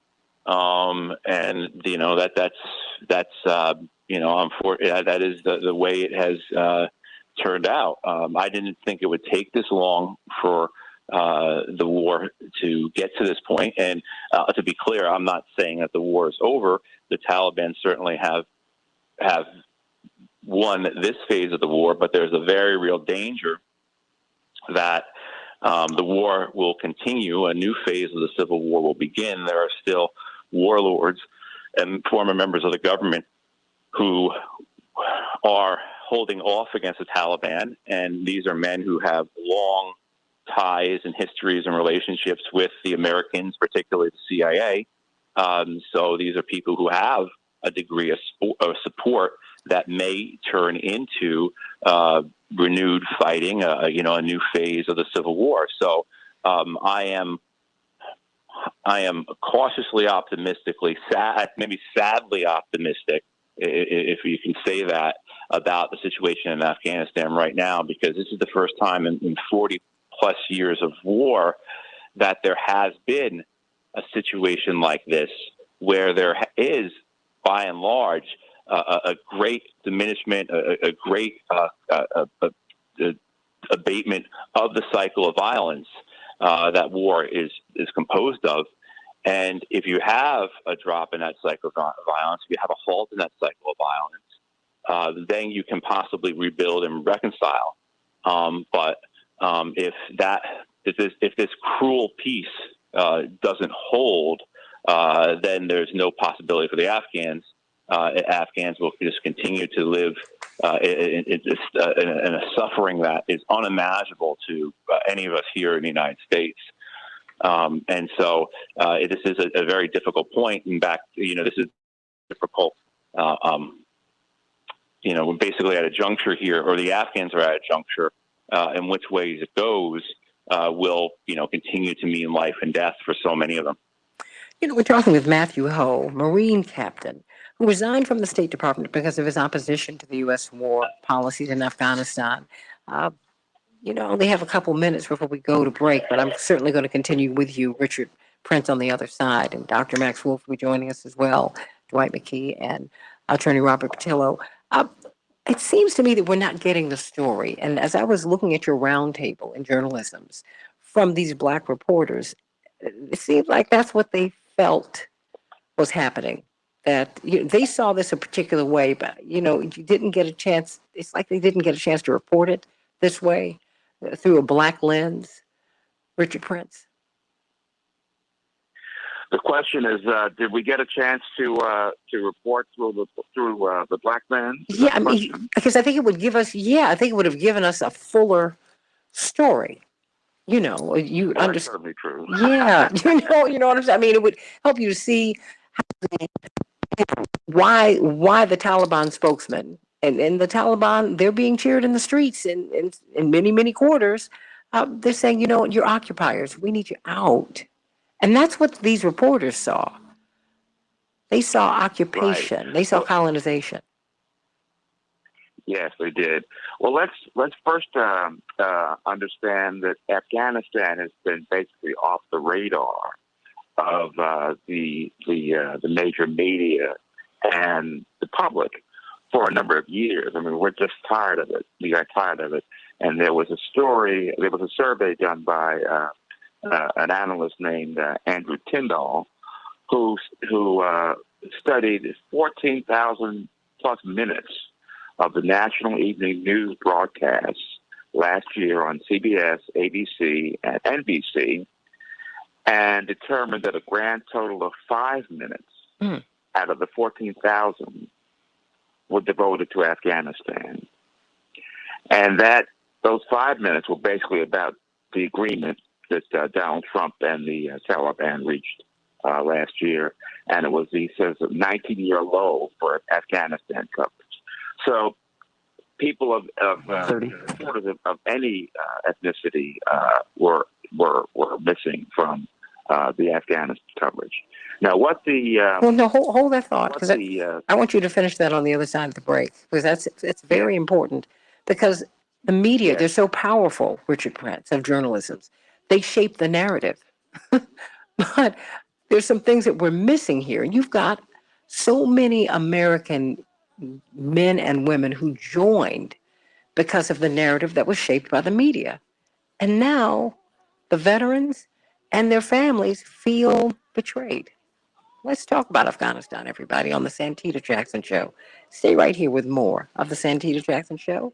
Want to hear your voices at 773-763-9278. Back in a minute. Well, there we go. And happy birthday to you, Daphne. I'm looking on my feed on Facebook and YouTube and everything else. So I got to say hello, happy birthday, Daphne. You should let people know that you got a birthday before now. But happy birthday. Everybody wish Daphne McDonald a happy birthday. Yay. Thank you. Are we on the break now? Yes, but we're on Facebook Live still. So. Okay. So just be mindful. No, I just wanted to say that you're coming in very faintly on my phone, unlike the speaker, who is coming in very clearly. As engineers can do about that. Thank you so much for that. How is that sounding now? That's better. All right. Thank you so much. Okay, thank you. Thank you, everybody. Please wish Daphne McDonald a happy birthday. Please. Happy birthday, Daphne. There you go. Everybody online, happy birthday. Say happy birthday. Thank you. Happy birthday. We have Dr. Wolf. Dr. Max Wolf. Oh, I've missed my friend. How are you, Dr. Max Wolf? good. Good morning, and nice to be rejoining you. Hope all is well there. Oh, we're hanging in here. Thank you so much. Thank you. Thank you. About the best you can do these days, so that's good. Well, Reverend Dr. Robert Schuller said, tough times never last, but tough people do. And boy, oh boy, it was a wonderful aphorism when I was a little girl, but oh, my father said, when I get old, he said, when you get older, baby, it's going to mean something to you. So there you go. I don't know if it helps me. That presumes you think of yourself as a tough person. Well, not tough, but, I guess, spiritually, you got to be able to take a punch, and you've got to be able to get up off the ground. That's something that Muhammad Ali showed us. My father said, as a champion, if you can't take a punch, you'll never be champion. You got to be able to take a punch. Always, always. Got to be able to glass jaw is risky in that game. Yes, but that's life. So much of life is just like all the sports that we love. They have so much to teach us. So we're talking about Afghanistan, and we've got Matthew Ho, personal hero of mine and all of ours, a Marine captain who resigned his position at the State Department over Afghanistan policies, and Richard Prince, someone you should know, Dr. Max Wolf, both of them. If you don't already, journalism. No one writes more clearly about really the state of American journalism. Just where we are with diversity, the stories that we cover, how we cover them. And he was talking to us about this narrative that we've got in Afghanistan, and of course Dwight McKee, who is your biggest fan, and Attorney Robert Patillo, another one of your biggest fans. And when you all hear Dr. Wolf, you'll understand why. Stand by, everybody. Call me at 773. It's an honor and a privilege to be among folks I respect, and I think I should probably do the respectful thing and listen more and talk less. And I think the audience and my fans would appreciate that discretion on my part. He's not right. He's not right.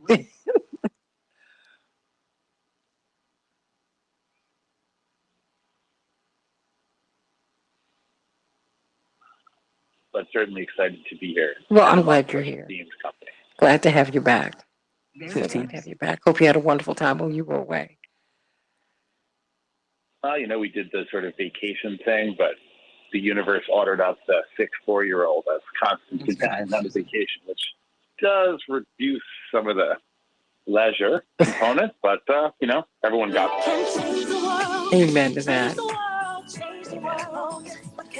Can change the world, we can change the world, change the world. This is the Santita Jackson Show. War and hate to a place of love, it's not too late. Gotta save the children, we can't wait. Let's change the world.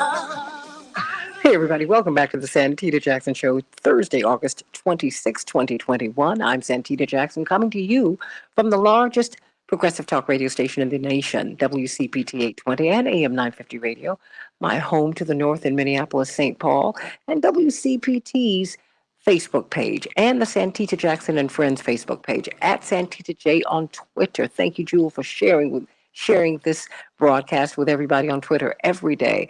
And IG, Santita Jackson IG. Got a lot to talk about today.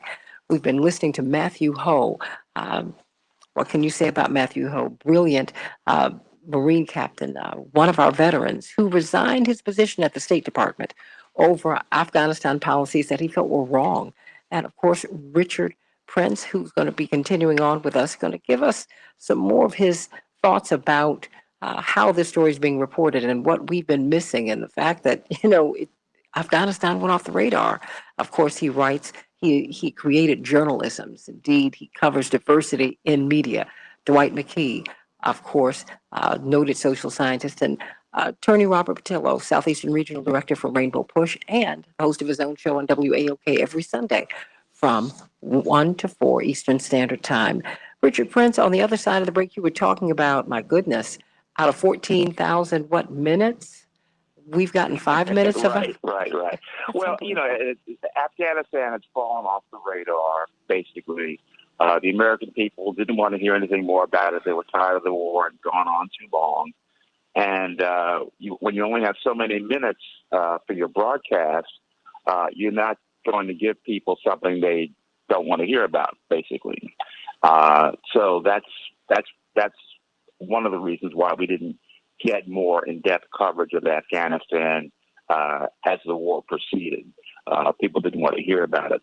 The other reason is the perspective of the people who were there covering it. They were, by and large, not African Americans or other people of color, and that tilted the coverage in a way that left a lot to be desired. The reason this all came up is that we had what we call a roundtable, a journalism's roundtable on Sunday with some African American reporters and Malcolm Nance, who's a former counterintelligence agent that some may know from MSNBC, who were discussing, they had been in Afghanistan and they were discussing what they had observed when they were there. And I took the title of this column from a statement by Ron Claiborne, who some may remember as a reporter for ABC News. And he said, I think when we cover a situation like this, the U.S. occupying and imposing itself on a foreign country, if there's any value in having a different perspective, is that we, meaning African Americans, tend to be able to see it through the lens of the man imposing his will on people who really don't want them there, and not understanding the culture and history of a place. That was my sense of it when I was there up in the north in late 2001. So that sort of encapsulates what the problem was. It's very similar to what was happening in Vietnam, where we throw around terms like gooks and that kind of thing, and tried to impose. We thought that the people in Vietnam and the people in Afghanistan wanted to be like Americans, and they don't. They're not into having a democracy like America. They've got their own traditions, their own customs. The Taliban are Afghans, just like the people who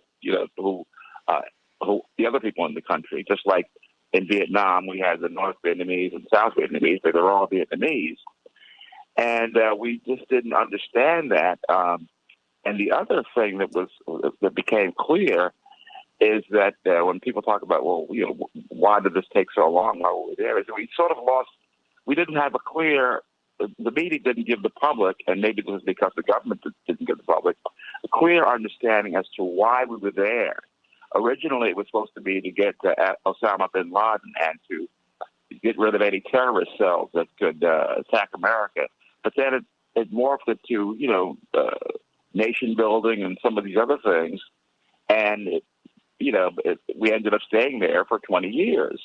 And you can't really evaluate whether this was a success until you determine what was the objective in the first place. So that's what people were saying. Wow, but that's big, big, big, because they're shaping the narrative, Richard Prince. And and then, we have so many of our veterans and their families who feel betrayed because they said that we went over there, but this is not what we thought this was supposed to be, right? Mm-hmm. It seems like that happens a lot. Exactly. It happens far too often because the media, they are so powerful. Dr. Max Wolf, your thoughts? I mean, particularly as an economist, we're holding like 22 tons of Afghanistan's gold in the United States. We know that there are trillions of dollars of untapped mineral resources that we need to make it in the West and certainly around the world. What are your thoughts about what's happening here as we are being we are being run out of there, the United States and the UK and the Western powers?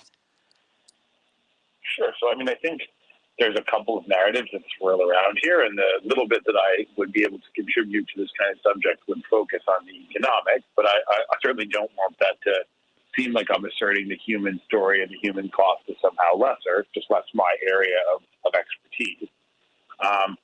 Look, I think the story here is that Afghanistan is a very poor country, does have some mineral resources, particularly lithium, which is important to the age of the smartphone and the electric vehicle and possibly the electric airplane and other stuff coming.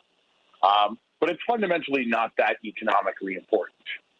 Now, it's geographically sort of important. It's also got land borders sort of in contentious East and Southeast Asia. It's right on the border there with China, which a lot of people don't seem to appreciate, but Chinese certainly are well aware of.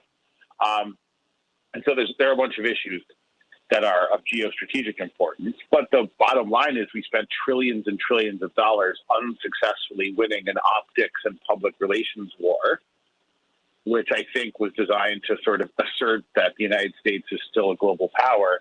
And we spent a lot of blood and treasure, possibly to teach the exact inverse of that lesson, which is sort of a lesson on the limits of American power.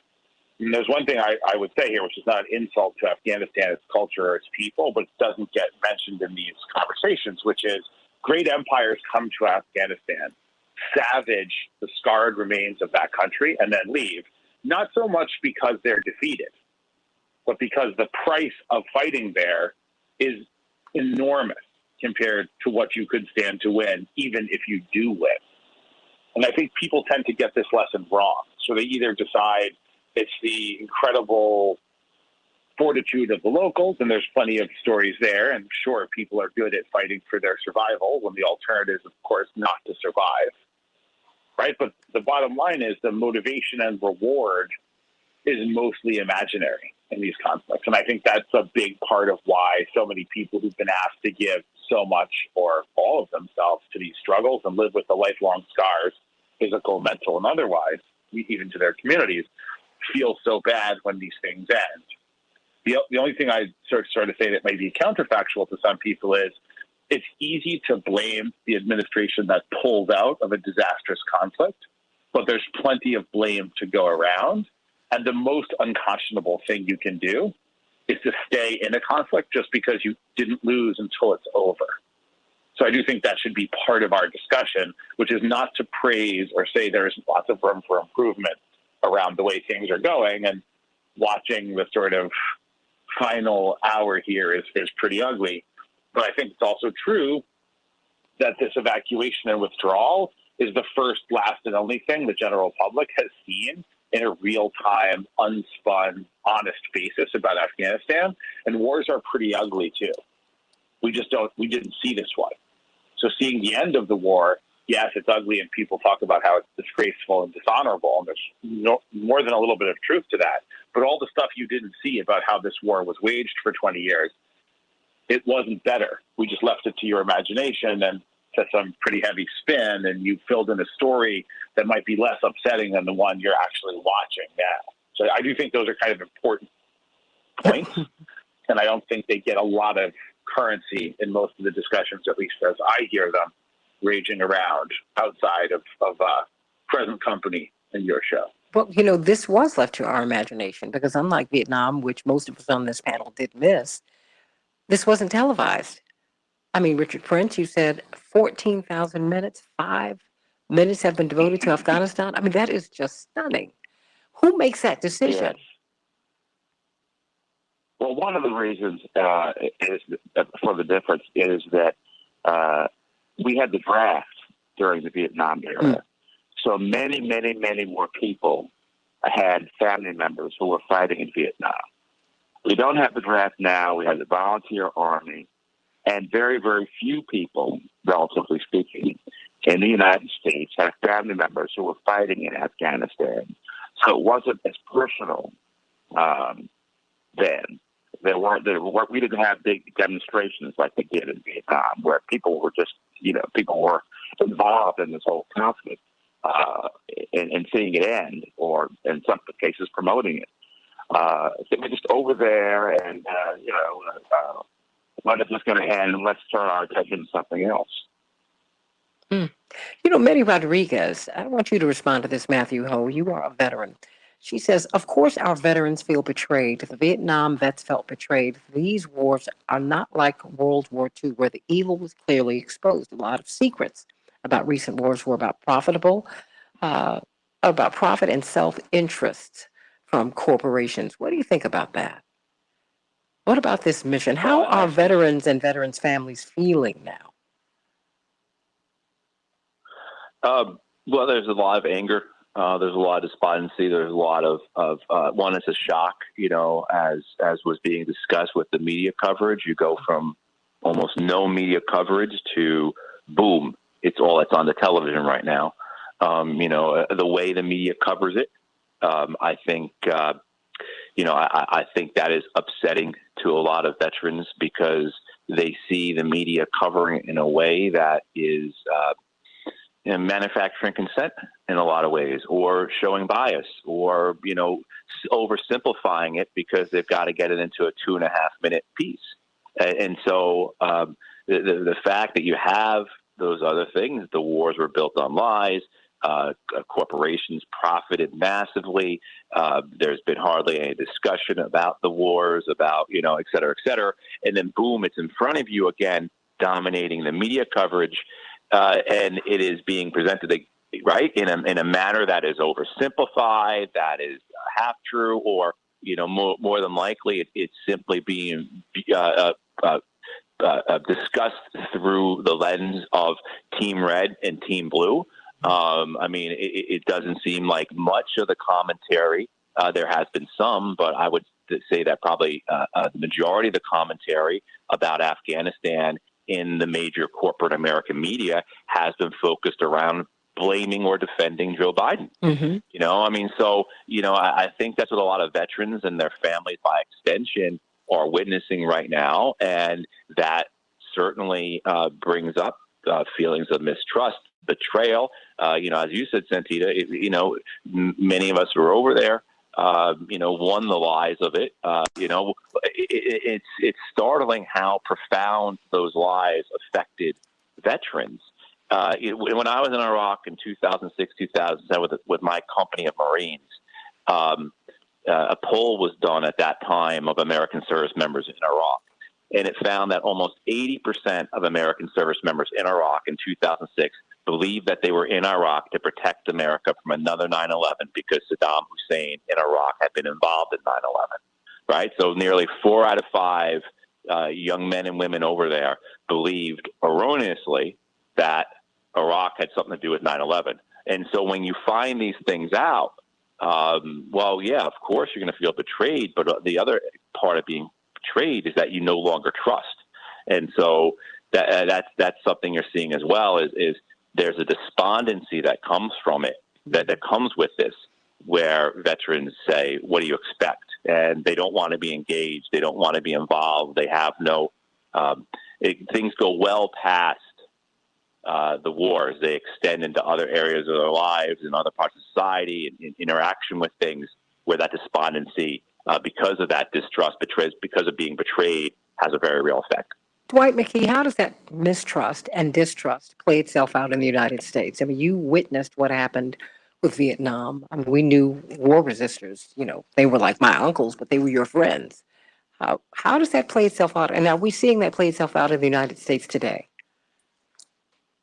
Well, I think it plays itself out both emotionally and socially, is that you leave a lot of scars, a lot of bitter feelings, a lot of resentment, and a lot of backlash. And so a lot of guys who are patriotic and who believe in the best of America and the motives of America now see themselves as pawns in a bigger game. And nobody wants to be pawns on somebody else's chessboard.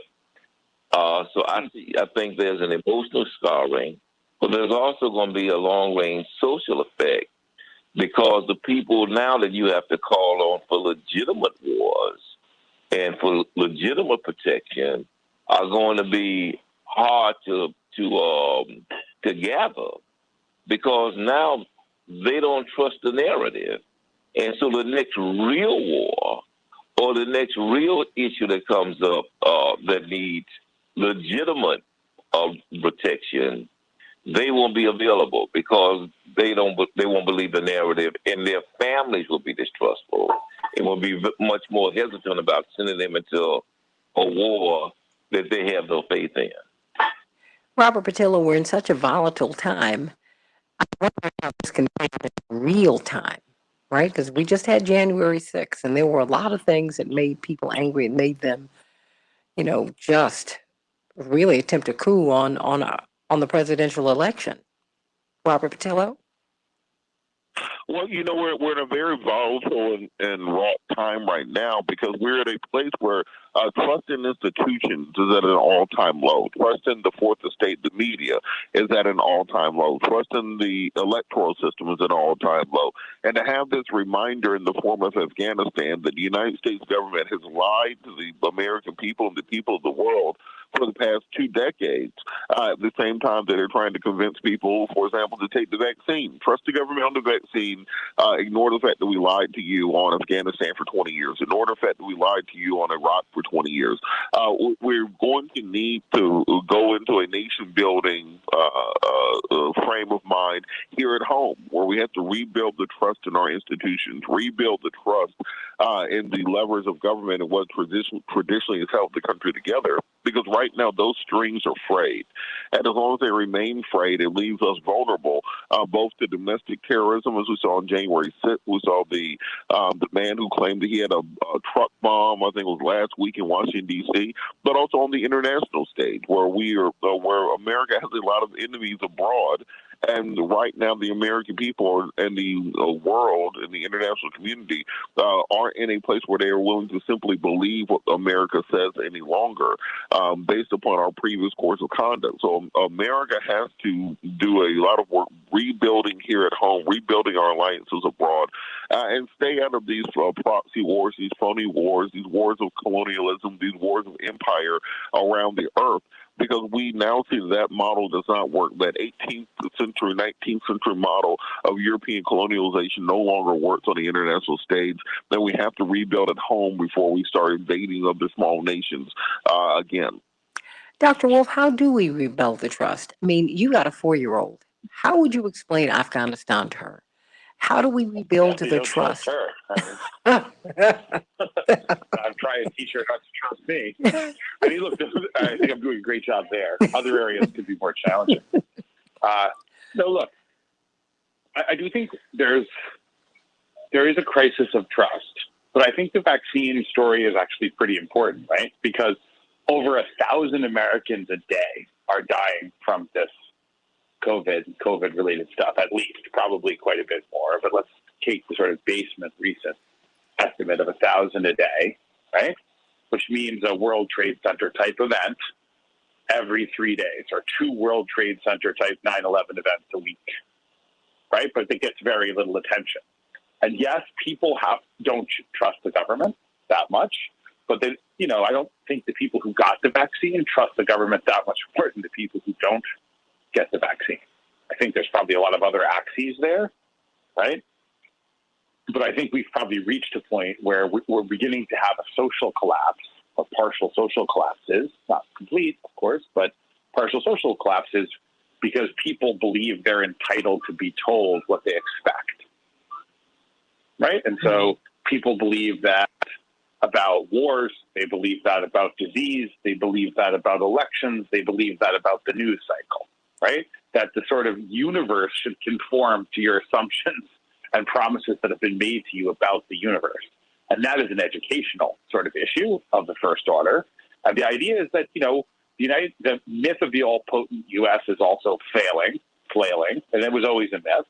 And outcomes are not assured. Outcomes are what we collectively make them to be. And if you care a lot about how something works out, you have to have agency in how you engage it, and you have to watch how it goes. You have to hold the potent accountable, and you have to be involved, because you won't get the outcomes you want just because someone is a good person or looks like you or goes to the same church or has the same skin color or prays to the same God, right? And that those structural assumptions have been weaponized against large masses of the public long enough and overtly enough that they've become pretty threadbare, right? And I think that's challenging a whole bunch of social norms and some of the social cohesion, but there is an opportunity to come out of this long night into a better day too, right? I don't think it's so hopeless, but I do think the rebuilding of trust is always much harder than maintaining it. We are at that point for sure.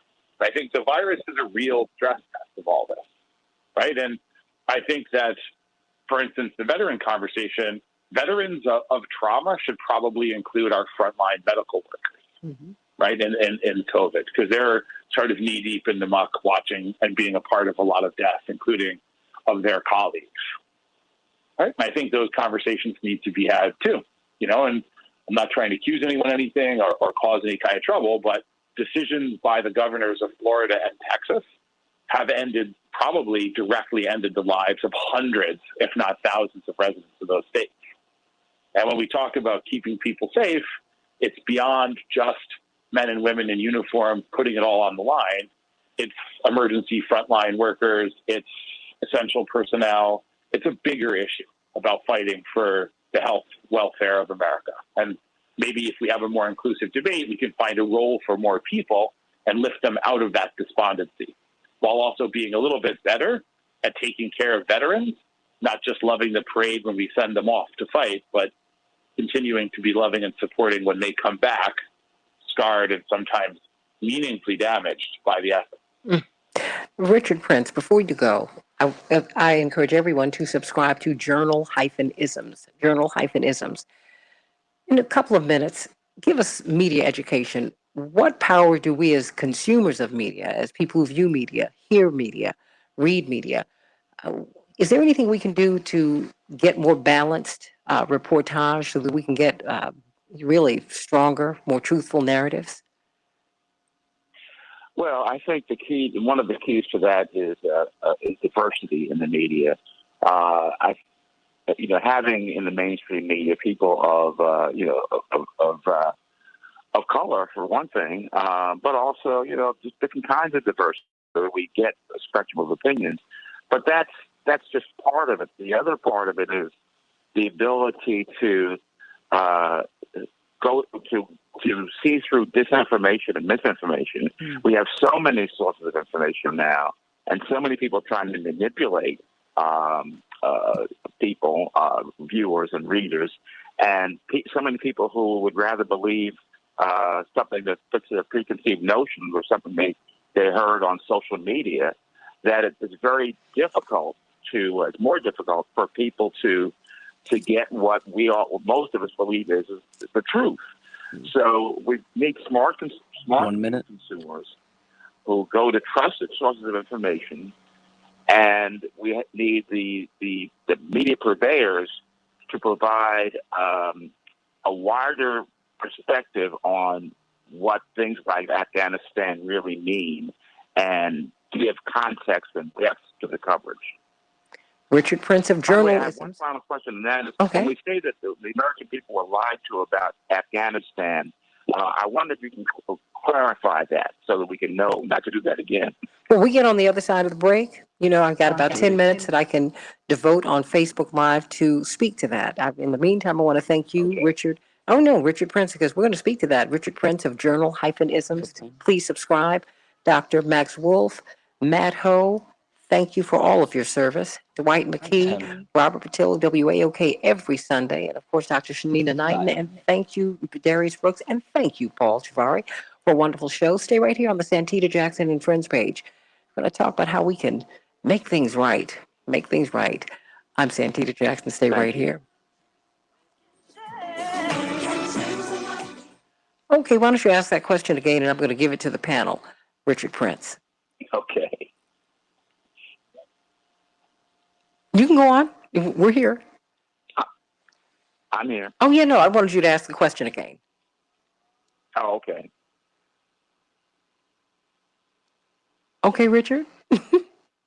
Oh, you ready now? Yeah, you can go. Oh, okay. Yeah, well, my question simply is, reference was made to the fact that, in all issue of trust in the government, that the American people were lied to about Afghanistan. So my question simply is, can we clarify just what the lie was so that we can be careful to spot it if it happens again? Matthew Ho? I think we've seen a great example of that lie.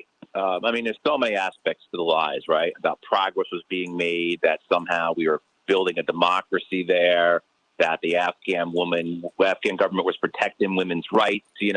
All those were lies. But I think the narrative, like the big lie, was that the United States was being a force for good.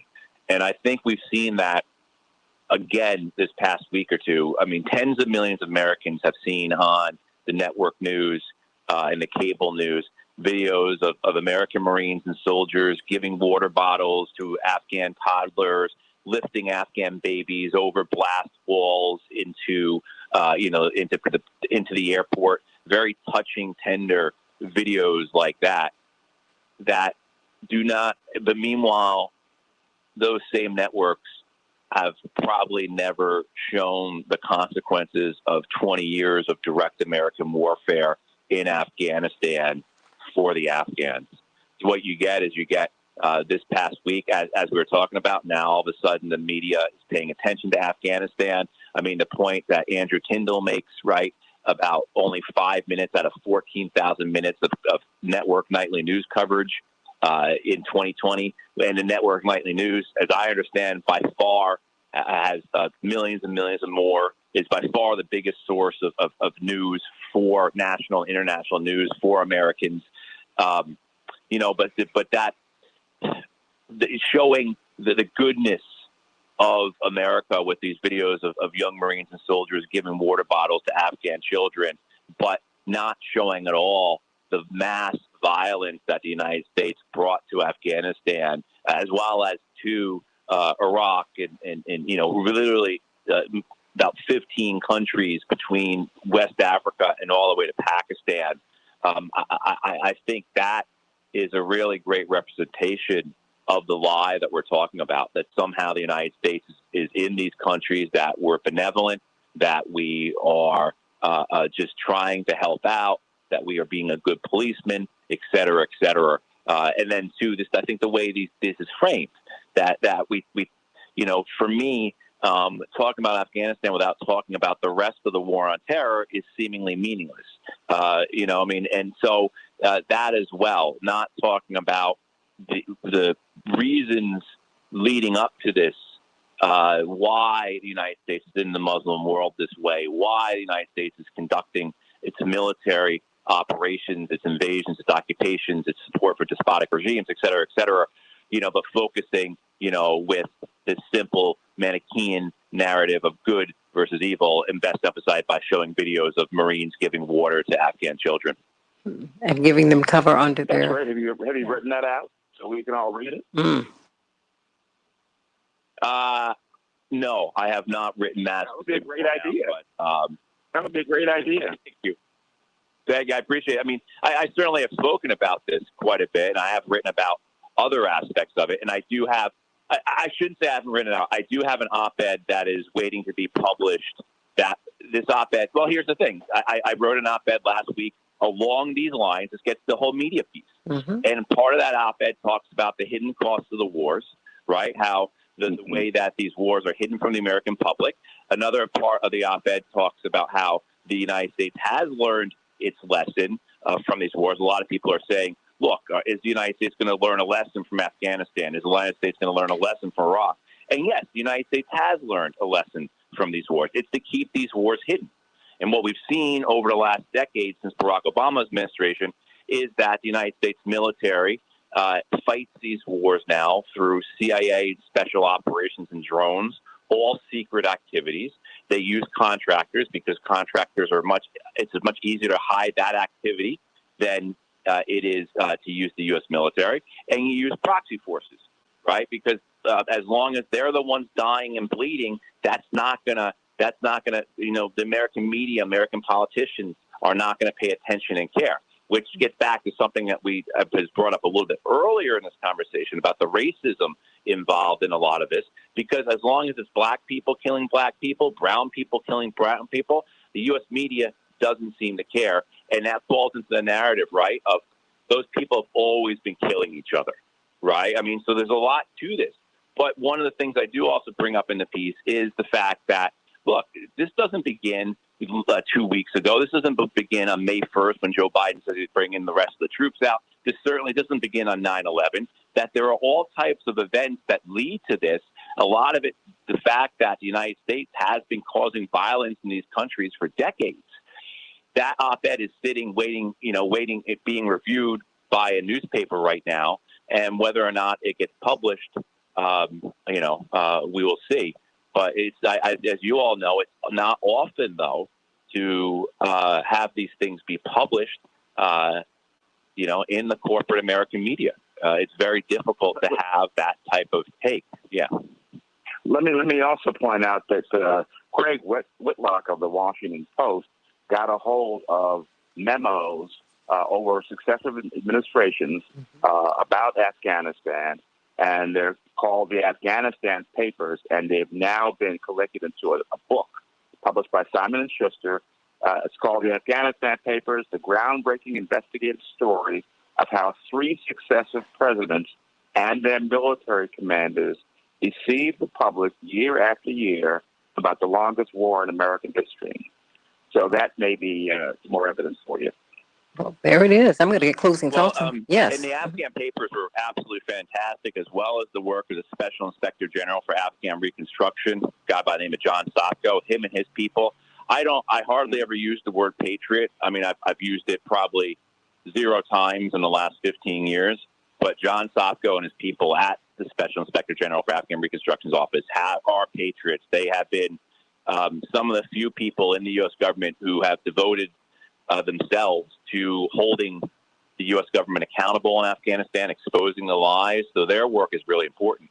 I will say one critique of Whitlock in the Washington Post and their Afghan Papers book. If you look at the dust jacket of that book, you look and see who's blurbing that book.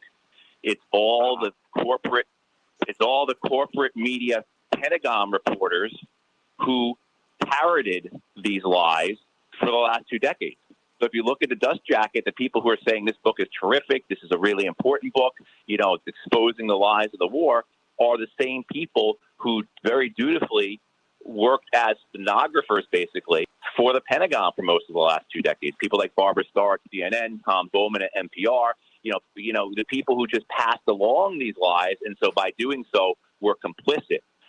In the manufacturing, and not the manufacturing of the lies, but the distribution of the lies.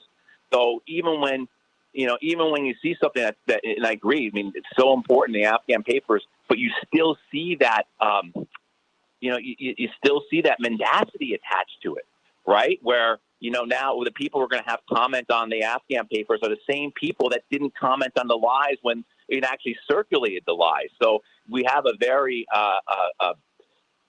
the whole system revolving around these wars, and I think it's the same system, right? When it comes to discussion over COVID, when it comes to discussion over climate crisis, over racial justice, over poverty, et cetera, is corrupt.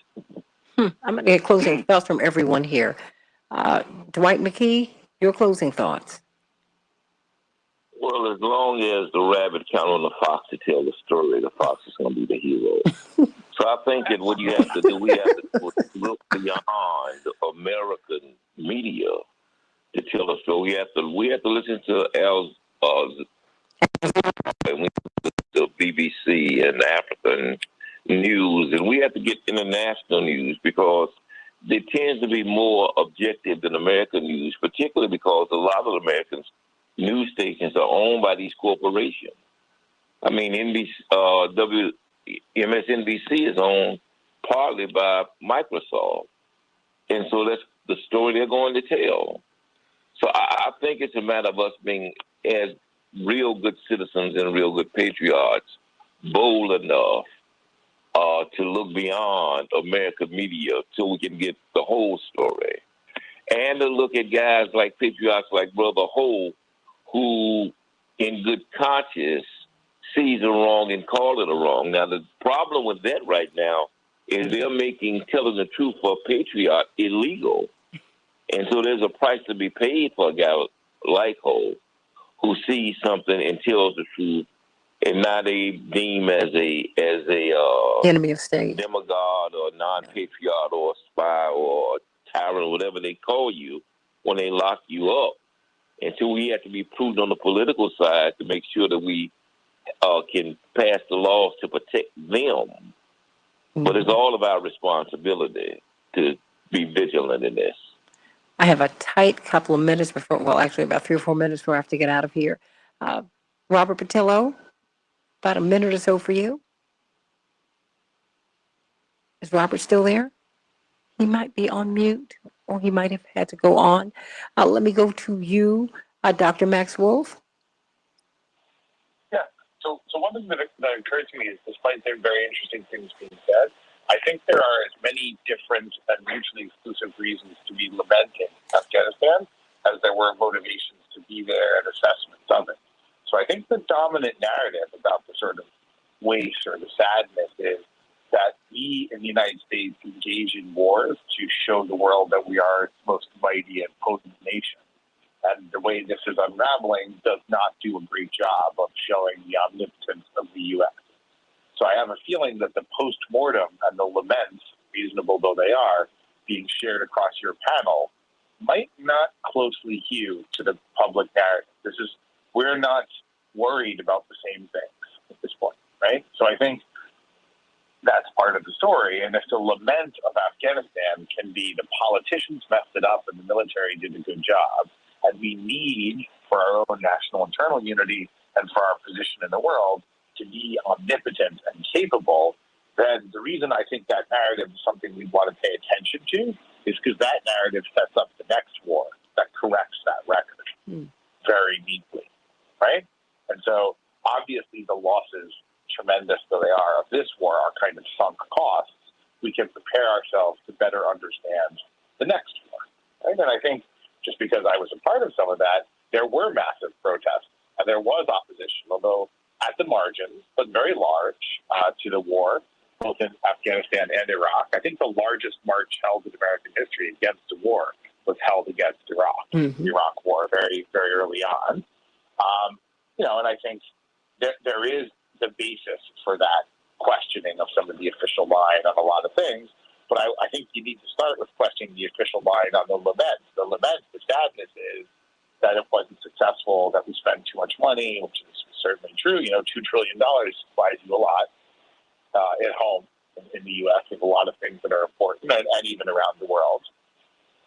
So there's that issue as well. But then there's the issue too, I think, which is just what is being lost or won.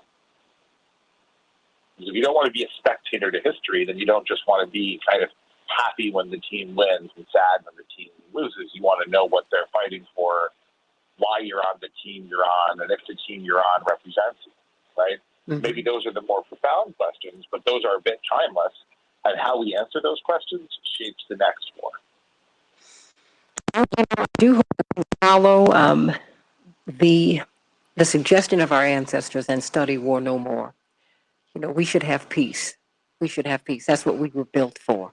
That is what we were built for. Certainly defend when countries and people and ideas need defending, but there's got to be a way to do it nonviolently. That was Dr. King's dream. That was his life's work.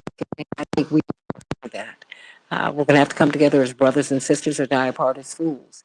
That is very real, everybody. Praying for everyone who's been touched by this conflict in some way, praying for those who are trying to get out, praying for those who are trying to get here, praying for those who are still in Afghanistan, fighting for equity and equality, which is quite frankly something that we're fighting for or should be fighting for all over the world. This is God's world. We're all equal, and we should live that way. We all need parity. We all need to have a charitable spirit. Everyone, God bless you. Thank you, Dr. Max Wolf. Thank you, Richard Prince. Thank you, Matthew Ho. Thank you, Dwight McKee. Thank you, Robert Patillo. Thank you, Adarius Brooks. Thank you, Dr. Shanina Knighton. Thank you, Paul Javari. Everybody, I love you. God bless you. See you tomorrow. And please have a wonderful day. And as Dave Dowling said, find some greatness in your day. And please remain prayerful and vigilant and loving and kind. God bless you, everybody. Have a good one. Thank you, guys. Thank you for everything.